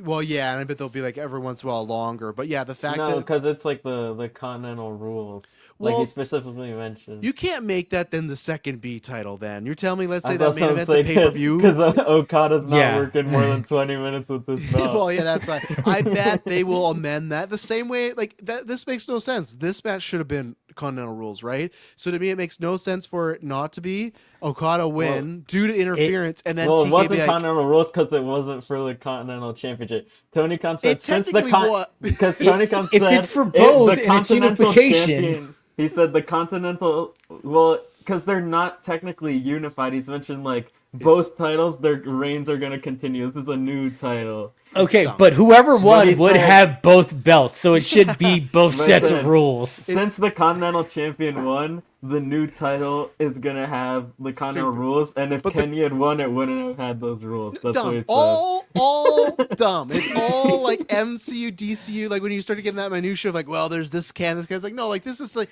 dumb explanation. It's just like, And the fact they're keeping both reigns makes me think that like at some point it's gonna get like ununified. It's like, well, the titles no, are back. better not. Don't do that. Like that was the whole point. Get rid of some titles, put them together. Yeah. No, I like the match. I'd say Outside of Don Callis, then it was a Kenny Okada match. It's always good. It wasn't my top match because it felt like, okay, this is a Kenny Okada match. They're doing great things, but there wasn't anything outside of the entrances and the final minute that really wowed me. Yeah.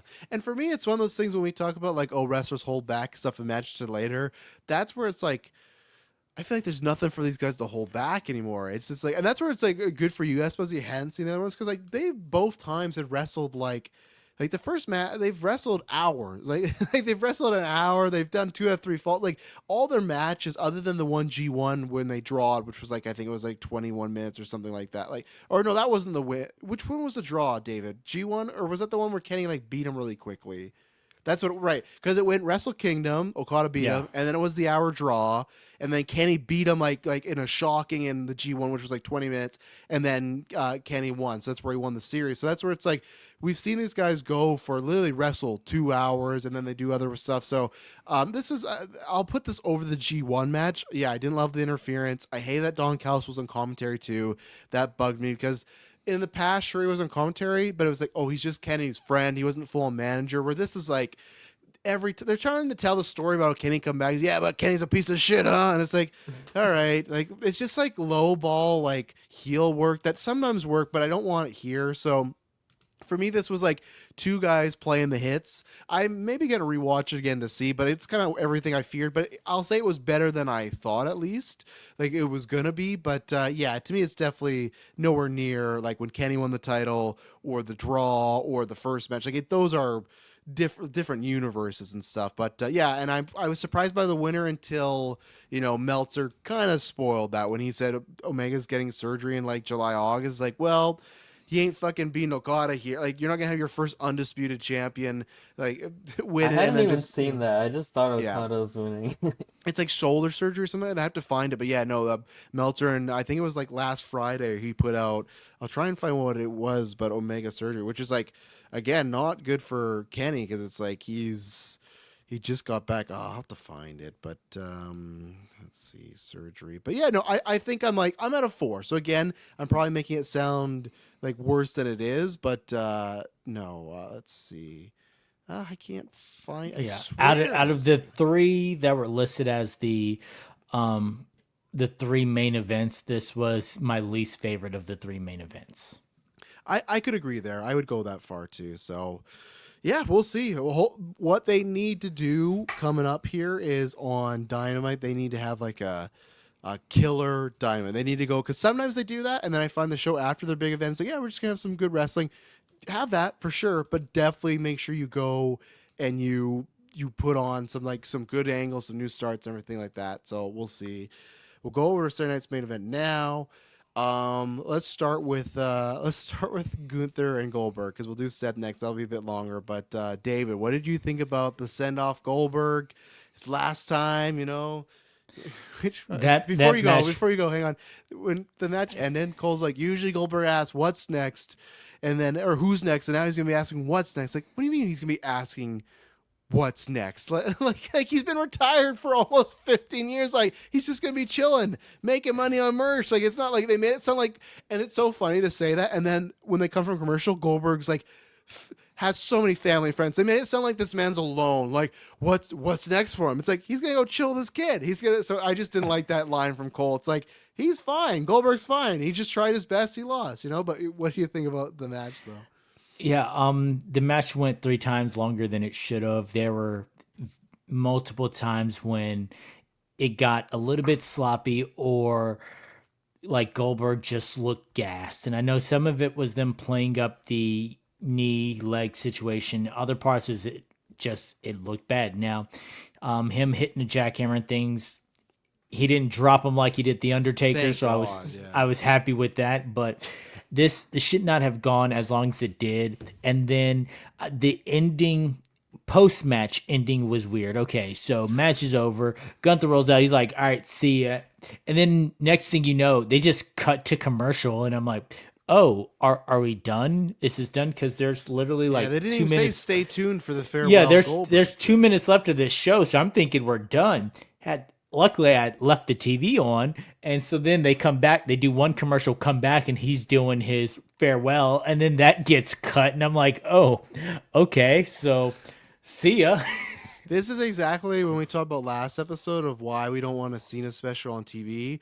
This cannot happen to John Cena. Either you need to do no commercials, You start or doing it you start the match way earlier on. You have to give that a full hour then, because this cannot have the fact that I know the speech is out there, but the fact that he got cut off in his last one, it's like, oh man, not the big care for me. I'm not a Goldberg guy, but you send somebody else home early, yeah, so that you can get your full time. Yeah, with Sting, that was stupid too. Of like, why, like, pay for the extra time, Tony? Like we had to miss with Sting. The Sting one is funny because I think like literally the last line before he gets cut off is like he says something like, "Oh, we're past midnight now" or something, and then he's like, "I'm gonna wait." He's like, I'm gonna wait, and then we'll keep going to the speech after, and then he just did that. So, Espos, what did you think of Goldberg and Gunther? I thought it was an enjoyable match. I thought it was funny. I think once we were like, I think after we made our like time predictions, like the stuff in the promos with Gunther, I knew it was gonna go much longer. It's not like it could change because Gunther, this whole thing was like I know you only last like 3 minutes, so I'm gonna make this match like I'm just gonna torture Mm. you in this match for as long as possible. So I knew it was gonna be longer than what we predicted. But yeah, I thought it was enjoyable. Like it was like Goldberg played the hits. Like I was about to type it in the Discord, but it happened before I could even type. It's like I bet they're gonna do a ref bump so he can do the spear and the jackhammer and have Gunther like kick out of it. Yeah, And yeah, that's what happened. yeah, I wasn't sure what was going on with the ref bump there, but like you were right. But I was like, oh, who's coming down? What they gonna do, etc. So, um, yeah, no, I'll update you. I think that the Kenny Omega thing I saw, I think someone just shared an old article. So I don't want to put that out there. I don't think he's actually injured. So I guess Okada just beat him, which I was surprised because I thought TK loves Omega and just loves the crown and stuff. So there you go. But it makes sense. Babyface champ, All the champ. We'll see. EVPs end up losing. Yeah. So, but you know, Goldberg and Gunther, I enjoyed this more than I thought I was gonna. I thought it was a good time. Yeah, Bill. You know, he's tired and old. Like I said, I'm not saying I loved this, but I thought it. I thought it was gonna be like a failing grade. Where for me, it's like a 3, you know, like there Yeah, was some I'm like fun about there. the You know? same. Yeah, like it's like a 3. Gunther tried his best. I like that one more where he did chop him and Goldberg just kind of laughed it off. So you got as much as you could do, but this was the sign of like, okay, this is the end of the road here. Gives Gunther, a big win, so he can say he's the last one to fight Goldberg. I know there's some scoop. I don't know their tier of saying like, oh, Gunther's the planned final opponent for That's John like Cena. it's a scooper who like they drop one scoop like every like eight Okay, months, but they're like always right. Like they dropped like it's gonna be Cena and Cody at Mania and like a year before it happened. They're like okay. it was like before there were like any hints of it at all. Yeah, so we'll see what happens there, but that'd be good if you get Gunther to be the final Goldberg match, final Cena match. You're building him up. So no, I thought this was not a train wreck, which we've literally seen Goldberg have multiple times in his like later WWE career. So gets to win. And yeah, the speech that was very awkward. So we'll see what Yeah, happens in now. we also got a an appearance by Ernest the Cat Miller. So Did get Ernest the Cat. I saw some tweet where he was there for Goldberg and Ricky the Ram's final match from the wrestler. So good for Ernest the Cat. And I saw yeah, Josh Barnett was there too. he He was one of was, the yeah. people- I couldn't yeah. believe it. Yeah, but you know what, Goldberg? I hope to never see you again in the WWE ring or any ring. Let's now he's going to Bloodsport. God damn it! Yeah. Him versus Natty. They're gonna do that, and Natty's gonna sharpshoot. All the money there. Oh my God! Brett's gonna be the ref. Yeah.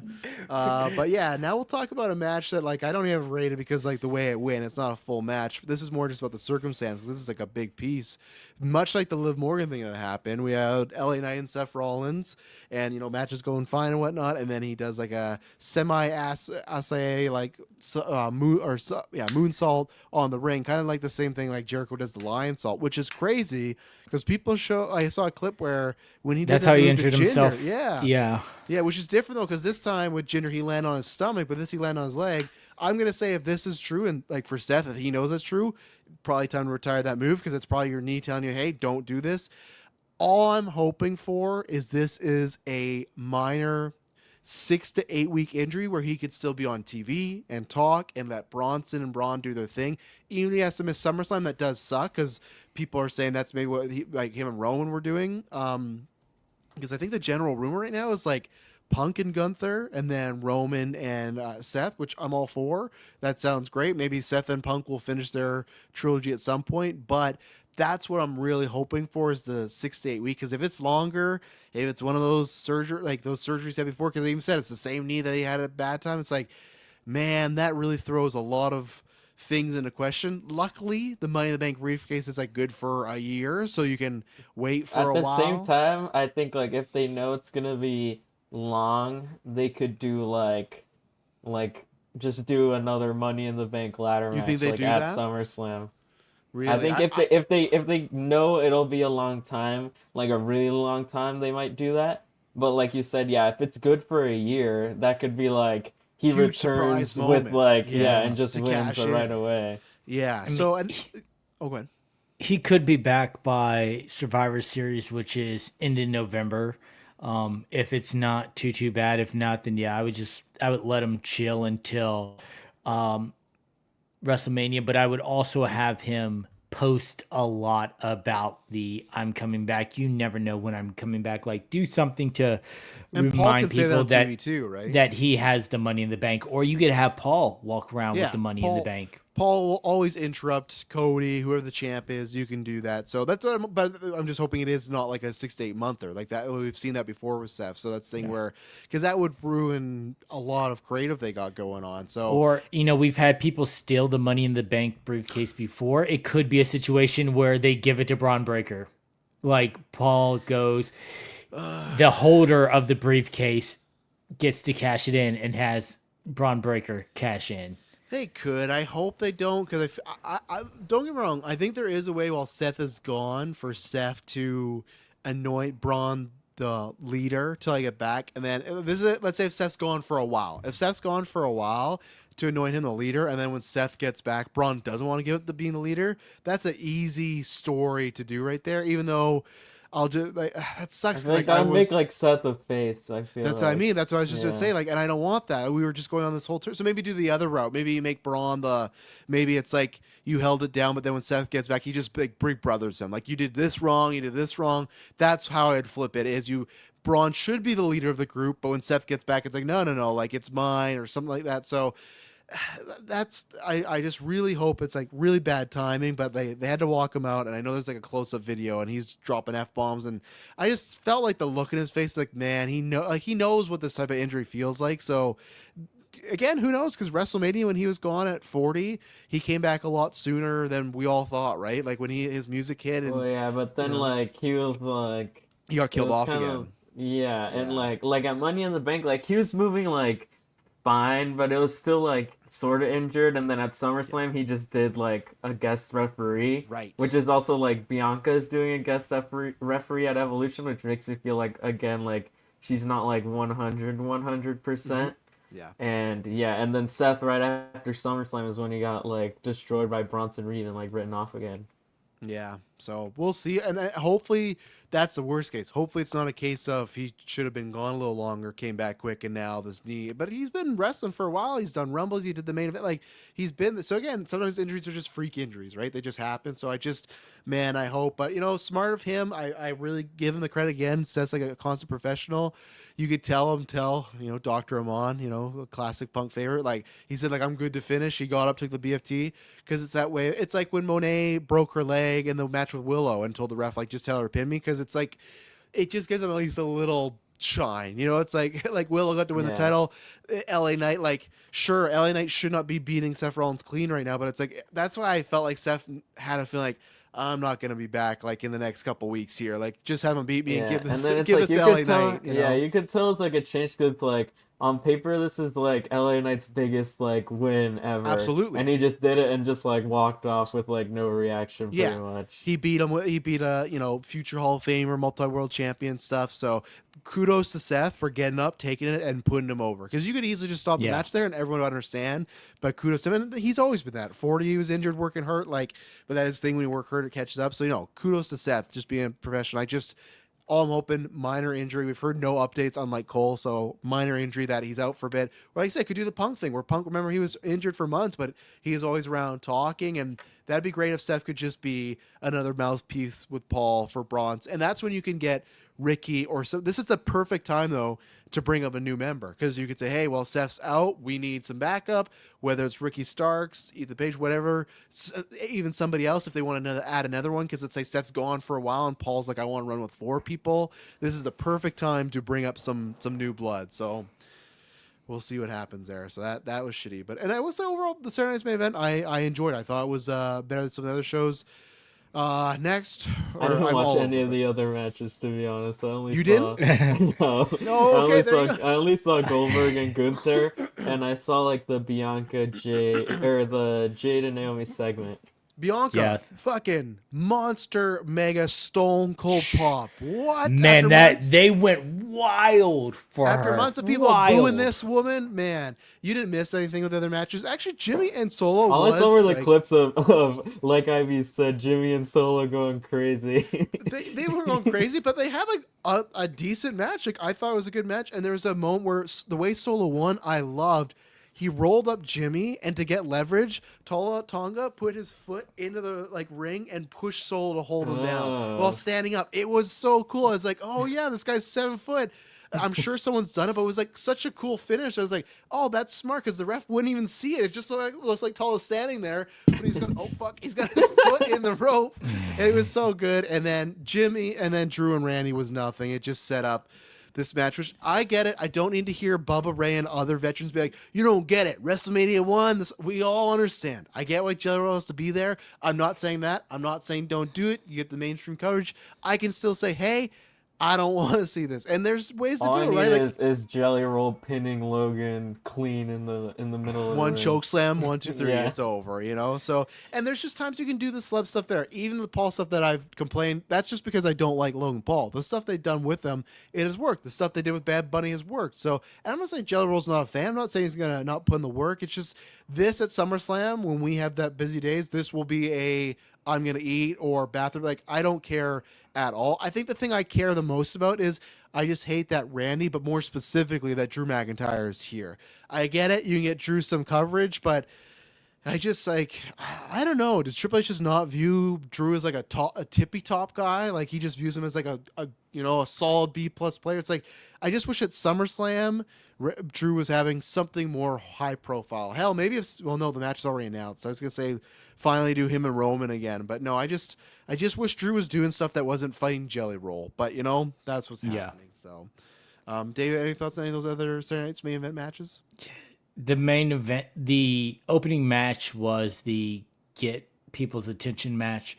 But again, you're going up against a paid pay-per-view, so it's not like many people are switching over. You may have some people like me who will throw on Saturday Night's main event on their iPad or on another device just to kind of watch in the background. But honestly, I wasn't paying attention to most of that match until Jelly Roll caught a Claymore, and I was like, oh, cool. So that happened. Other than that, I didn't care about it. There were some interesting spots in the U.S. title match, but again, at no point was I truly invested in this, and at no point did I think that Jimmy was actually going to win.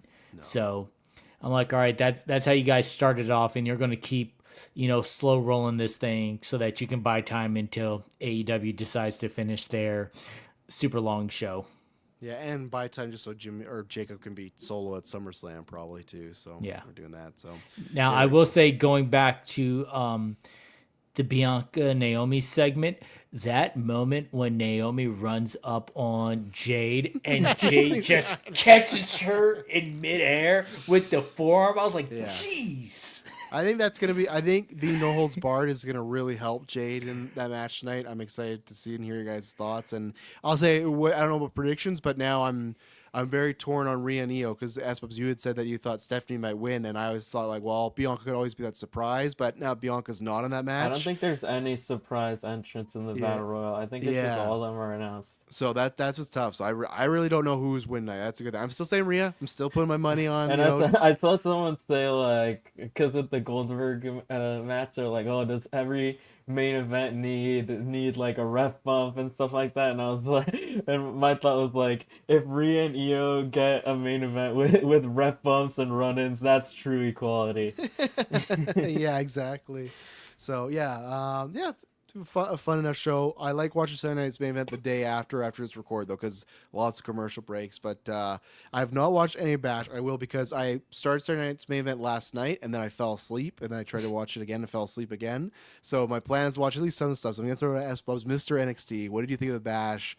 What are your highlights? Any low lights, stuff like that? Yeah, I thought it was a solid show. I mean, all the NXT PLEs are they're always good. It's like the AEW thing where even if the TV is bad, the matches on the actual big shows are always good, really. And I thought it was a fun show. Honestly, I liked all the matches. Obviously, the big one everyone's talking about is the Ricky and Ethan match because that was I can't wait to awesome watch that. match. Yeah. People were saying this is the NXT Stone Cold versus Brett at WrestleMania. Oh, the double turn. And submission. Yeah, but they took the Falls Count Anywhere to to like the absolute of like what that means. Like they're fighting in the concourse, they like throw each other into like Edge and concrete Randy Orton pillars. WrestleMania style, Yeah, you know? they go backstage. Yeah, they do the. I think is does this happen in that one? They like backstage. They like swing on a pipe or like Edge I does. swear I Edge seen yeah. swims in the gym, the PC gym. He does No, that. yeah, Yeah. this one they're like backstage and they're just like I don't know, like a water pipe or something on Oh, the I'm roof, gonna and love this Ricky match. grabs Yeah. onto it and swings him, and then Ethan lands on like I think some sort of like costuming table. So Ricky just grabs like a chancla and just starts beating him up with it. And yeah, it's like they go everywhere. They're walking backstage. They bump into Jasper Troy in the background, and he gives Ricky a black hole slam just like onto a road case and like slides him. They just go everywhere with this, and yeah, the finish was awesome. Just grab the yeah the ending was he just grabs them with the ego's edge off the stage like through two tables, and the height he got on that ego's edge just made it look like just devastating. And it was an awesome match. I really enjoyed it. Really, all three of their matches they've had have been awesome. Like I'd say probably the weakest one was like the stand and deliver one, just because it was just like a straight up normal match. Because then the second one was a normal match, but it was like a referee's discretion match. So Oh they yeah. still sort of used like they didn't like hit each other with chairs like straight up, but they did like some spots on it. And this one, yeah, they went all the way with this one, and yeah, Ethan got the win, which I was sort of surprised by. But yeah, I wonder where Ricky, if this is just his call up already. Yeah, all I've seen online is like this is the best Ricky's look at NXT, and that's good because I feel like he's like he got there. There was that big moment, and he's not been doing bad stuff, but just like it's feel like it's been simmering. But they should capitalize and get him up there. And yeah, I've heard just kind of compare. It's not the exact same, but it just reminds me of when him and Brian had that strap match, and Ricky just really delivered. Ricky's really underrated in the weapons brawls type of match. He just fits that. He has like a rugged look about him when he gets to that situation. So no, I'm excited to Yeah. watch that one. And I now you can't wait. mentioned the Edge and Randy Orton thing. Yeah, I feel like you you will really like this match. Oh, I can't Although I wait. think Yeah. this is probably like a faster Yeah, version and it's a of pin. that That was the match. last man standing, Yeah. remember? So there's a Yeah. lot of one, two, so that type of stuff. But no, good for Ricky. He needed a good week. He was on Cody's podcast, that, and I hope he gets on the main roster here soon, and he can do some stuff, and especially now with maybe Seth down. But yeah, you Yeah. know, Other matches, yeah, Javon and Jasper Troy. That was another good match there. Jasper Troy really good so far in the matches he's they like had. him a lot so far up there. So Yeah, the only thing I'll say with Jasper is like I do feel like he needs to get like a bit more wins because like he's just kind of been losing, even though he's like a very dominant like. And Jordan honestly, Gray style type of booking. yeah, Or, the thing is like they can excuse his losses because like technically he's still very much like a rookie, so you can have someone that's more experienced just like beat him clean. It's like well because he's yeah, just so had it's his like first many year. more matches, yeah. But yeah, he's really good, and yeah, Javon gets the win in like a roll up. It was a cool roll up. He did like the black hole slam, but he like in midair he like swung around into like knocking his legs out into a roll up pretty much. Okay. And yeah, and like I said, I feel like Heat Wave might, even though now I saw they changed it's not gonna be in like North Carolina, or I forget where it was supposed to be. It's going to be in Lowell, Massachusetts, which the venue they picked is a really cool one. They've done NXT there. It's where Sean lost his smile. It's that venue. Oh It's yeah. a really cool venue, and they've done NXT there. But that's where they did the Javon and Ethan, with Javon losing his smile. They did it in the same place. But I feel like that's gonna be where the Javon and Oba match play happens. But then Yeah. I also don't know because I don't know if they call Oba up already or stuff like that. But Yeah. who knows? I wonder where that goes. Yeah, I don't know when it's always an odd time this time of year, like SummerSlam to Survivor Series when the call-ups happen. But obviously, it's the same thing. Like you can't keep Oba down there forever, right? I think he's already ready to go. So, but Yeah. and then Other matches, Sol Ruka and Izzy Dame. That was a fun match. I'd say I wouldn't put it on the tier of like some of the other Sol Ruka matches, just because on some of the other ones she's gone against people who like work her same style, like a Yeah. Kalani Jordan, where they're just doing crazy moves and flips all the time. And this one, though, Izzy Dame is really good. She's definitely improved a lot. She works like a very classic, I'd say, sort of like big man style, like the big boots and choke slams and stuff like that. But I thought it worked for this match, and yeah, you had like Tatum and Zarya at ringside, so there was some like distractions and stuff like that, and there were a few like Izzy not really catching her that Mm. well on some spots, but it was still a good match, and Sol Ruka is just like always great, and yeah, I'm excited for tonight, what she's gonna do in this match, the 4-way tag match. It's gonna be cool. Yeah. No, I think that's gonna be a really fun match, that tag match. So. And then the last match was the tag match with Jordan and Blake against the Fatal Influence, which yeah, it was a fun match. I wouldn't say there was anything like really crazy in this match. I thought it was just a solid match, and yeah, interesting where it goes with Blake pinning JC.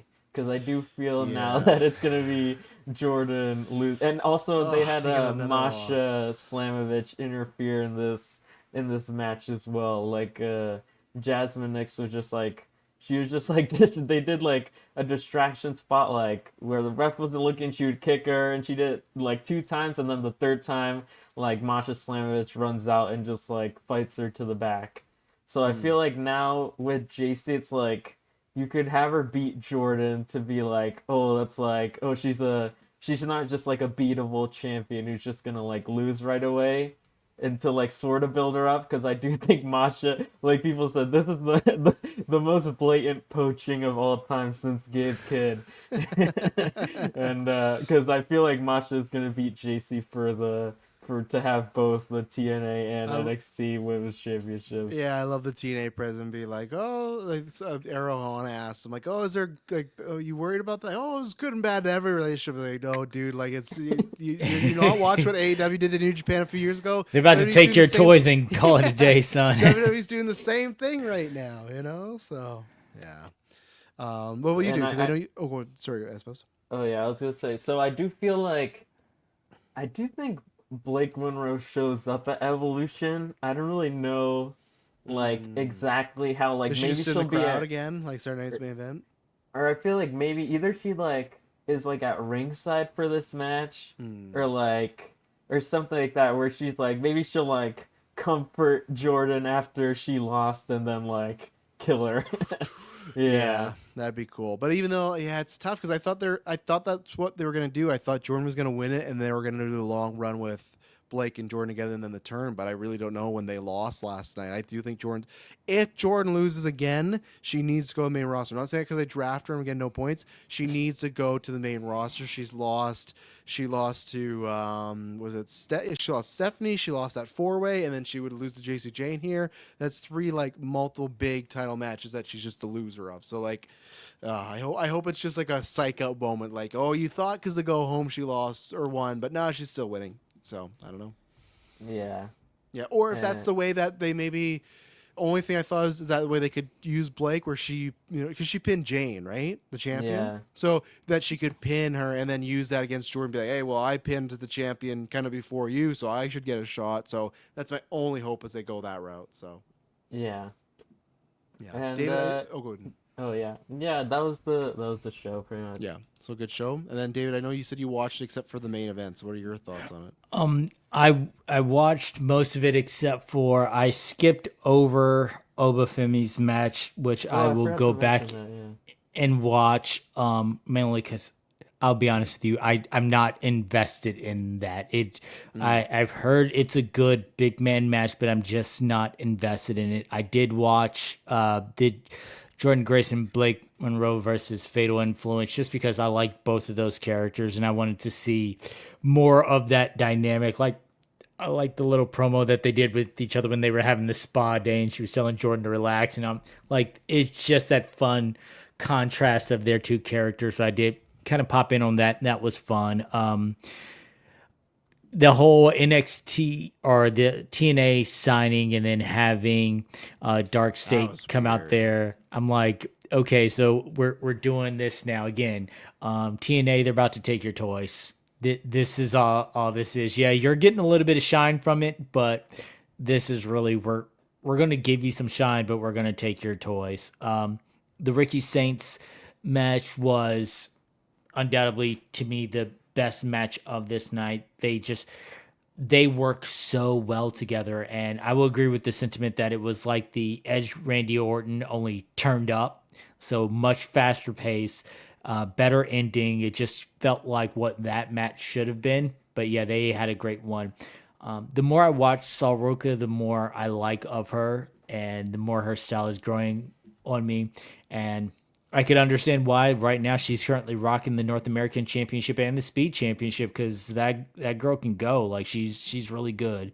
And Javon Evans puts on a show every single time. Yeah. No, I'm excited for her I'm excited for him, I would assume, to beat Oba and just see what else he can do. I think the limits the sky for that guy, especially on the main roster. I think, and even the last few times I've seen him, I feel like, I don't know how his promo skill was at the beginning of his career, but I feel like he has like a good energy going on right now. So I think, give it 5 more years, you're gonna see him be doing some really cool stuff. Like, I mean, main roster, not he's already doing cool stuff. Yeah. I mean, like, I feel like he's gonna always be like at least a higher mid card type of guy, you know. So as long as Triple H likes him, I guess. If you know, I don't know.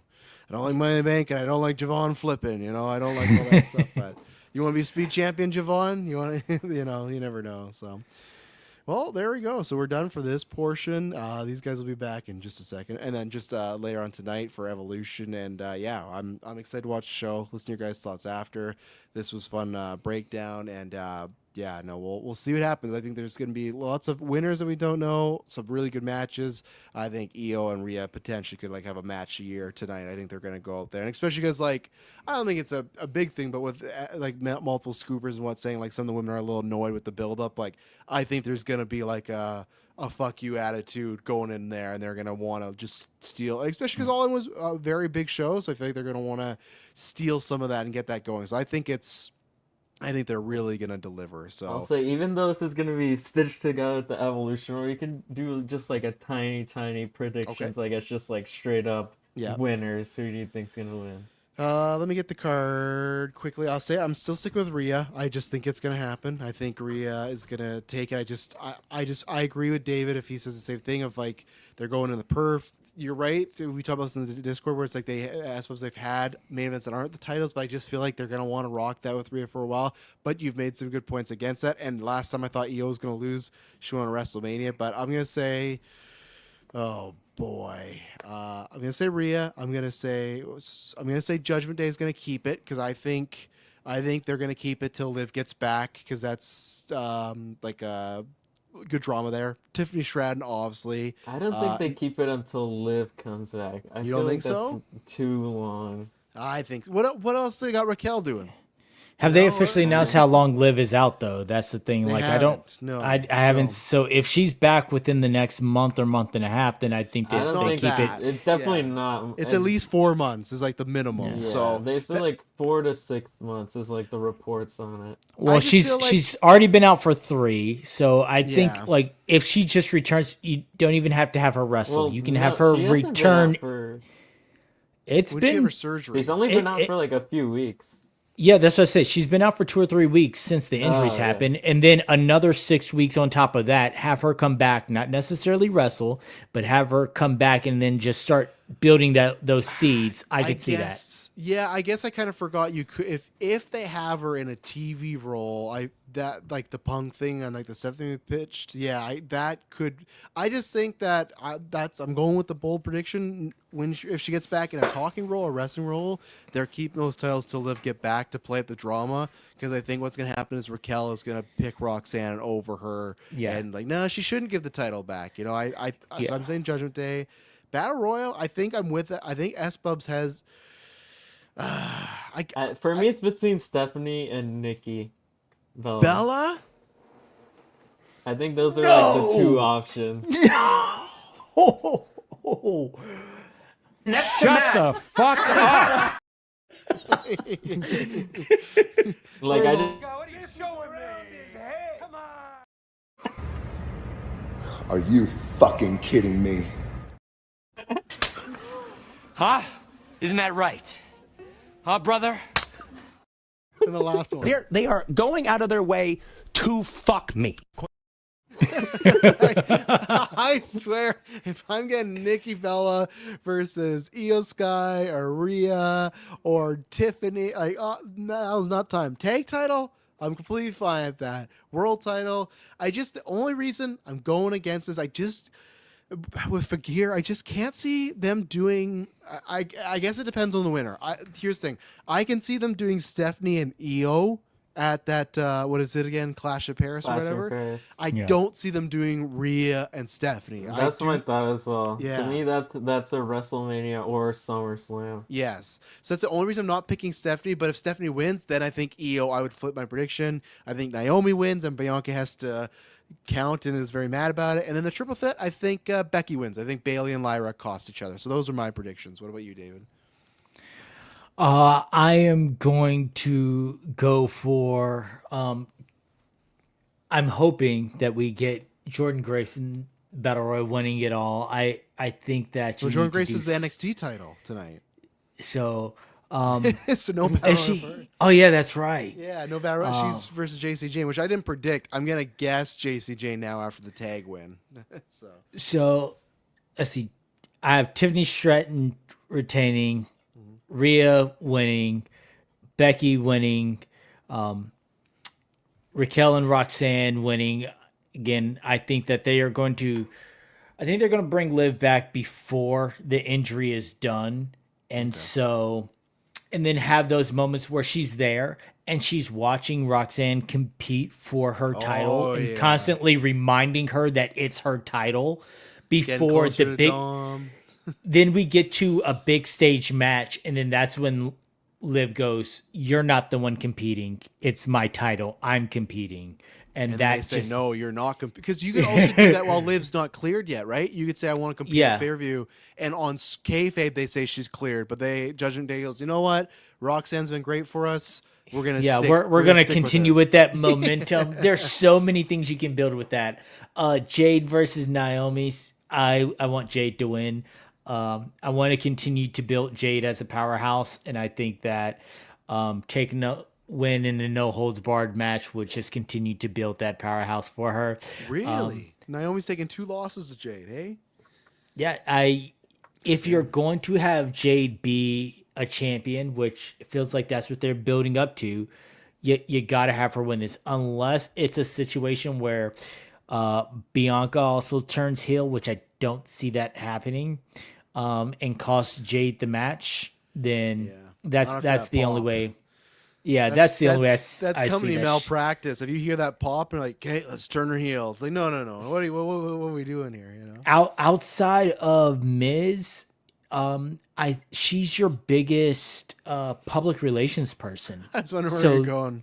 Like Miz wins the women's battle royal to go. No, but outside of Miz, she's your biggest public relations person. So you're not going to turn her heel because she's the one out there promoting the Boys and Girls Club and things like that, doing all this other stuff. She is the face of young women who are falling in love with wrestling again. So you're not going to take that away and break the young girls' hearts and things like that. Not for something like this. Again, back to the battle royal. Anyone but Nikki. Anyone but Nikki. Anyone but Nikki. I don't care at this point. Anyone but Nikki. There's someone on this poster. I have no idea who it is. I'm looking at them. I have no idea. Who's in between Nikki and Julia? On which poster? That? It's the Evolution Battle Royal, like the all the participants. Because I was trying to see, I was like, you know what, Chelsea Green could always pull out a win too, because Chelsea's always. Oh, I would love Chelsea Green, and she's had her other members in there, but she has her other members in there, so maybe they like cost other people. Like she's 3 people in there. You know. Wait, it said between who? I have the graphic. Julia and Nikki. Who is that? Oh, that's Jada Parker from NXT. That's Jada Parker. Between Julia and Nikki, yeah. Why? I'm gonna say it. Why she looks so white on that poster? I think it's just like the lighting, because all the NXT renders are like in black and white usually. Okay, because like she, yeah. Yeah. Huh. Like wait, what? I don't think it's like an on purpose thing. It's just like that's when I'm like, who is this woman? And like, Yeah. oh my god, yeah, that's that's quite the photo there. But Yeah, because I like Parker, so So yeah, anyone but Nikki at this point. I could even see them doing a situation where they have someone who is in one of, depending on where they put it in the match. If it opens it up, then who knows? But if it's later in the show, then they could bring someone back from one of the previous matches and have them appear Take in out there someone and else, end up yeah. winning. So, I mean, we could see that. Becky's done it before where she's come back after a match and done things like that. So that could also be a good shot. But yeah, now that you mentioned it, Chelsea Green, I would love Chelsea Green. I love her as a character. I think she does amazing work as a character. And to have her take that and then have that bragging moment be all over every show talking about, do you know who I am? I'm the one who won the women's evolution battle royal and things like that. It would just be great for a that's character. my low-key pick. I could see them doing it because you just know, okay, it's a challenger, she'll lose, and then go on to the next person. All right, so I just saw a list, But 14 at the confirmed same time, I feel participants. like you're Nikki doing this- Bella. Sorry, You're doing Nikki this to, Bella's- you Go go. ahead. Yeah, Espo's go because then David's doing more. Yeah. So that's what I you're was doing. say, What? I don't think like Chelsea or someone like that wins, because I feel like the reason you do this for like a show up coming up is if you want to like have a big match for that kind of show. Yeah, Like, I don't no, think, you're probably like, right Chelsea because it is at a Green is, like, PLE, winning so you're it, probably yeah. right. Yeah, that's fair. All right. So 14 confirmed people so far. Nikki Bella, Stephanie Vickier, Ivy Nile, Nia Jax, Natalia, Maxine Dupree, Zelina Vega, Julia, Kalani Jordan, Jada Parker, Lola Vice, Lash Legend, Izzy Dame, and Tatum Paxley. Well, the poster has all 20 people on it. Yeah, because there's other people on there you didn't name. Like the poster has Michin, yeah, BFAB, Lola the Vice. Secret Hervis. Okay. Yeah.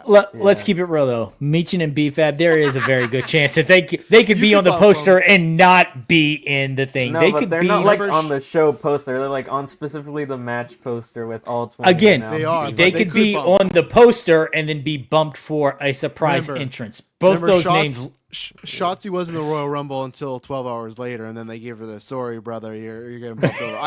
I get what you mean. They are on the poster, but they could I don't think easily. Shotzi was ever advertised for it. Though. No, but they could easily. Do you think anybody in that arena is gonna care if like Lola Vice got bumped for fucking lead or something? No, they're gonna be like, oh my god, they're doing So I agree with Dave that it could happen. They could bump someone and stuff, because. But even then, they didn't even bump up for Kelly. So, anyways, continue your predictions. I forget what I was gonna say now. Is David? You did a rematch there, okay? And then I suppose what are your thoughts? Oh, my predictions. Oh man, I had the full match card now and I lost it. Oh, here we go. Okay. Yeah, for the Battle Royal, I guess I'll stick with Stephanie just like as my pick.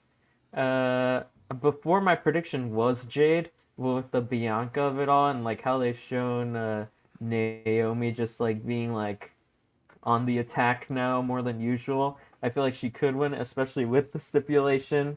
You can just like you can excuse that. It's like, well, she won because she hit Jade with chairs and put her through a table and stuff like that. Briefcase. Like, yeah.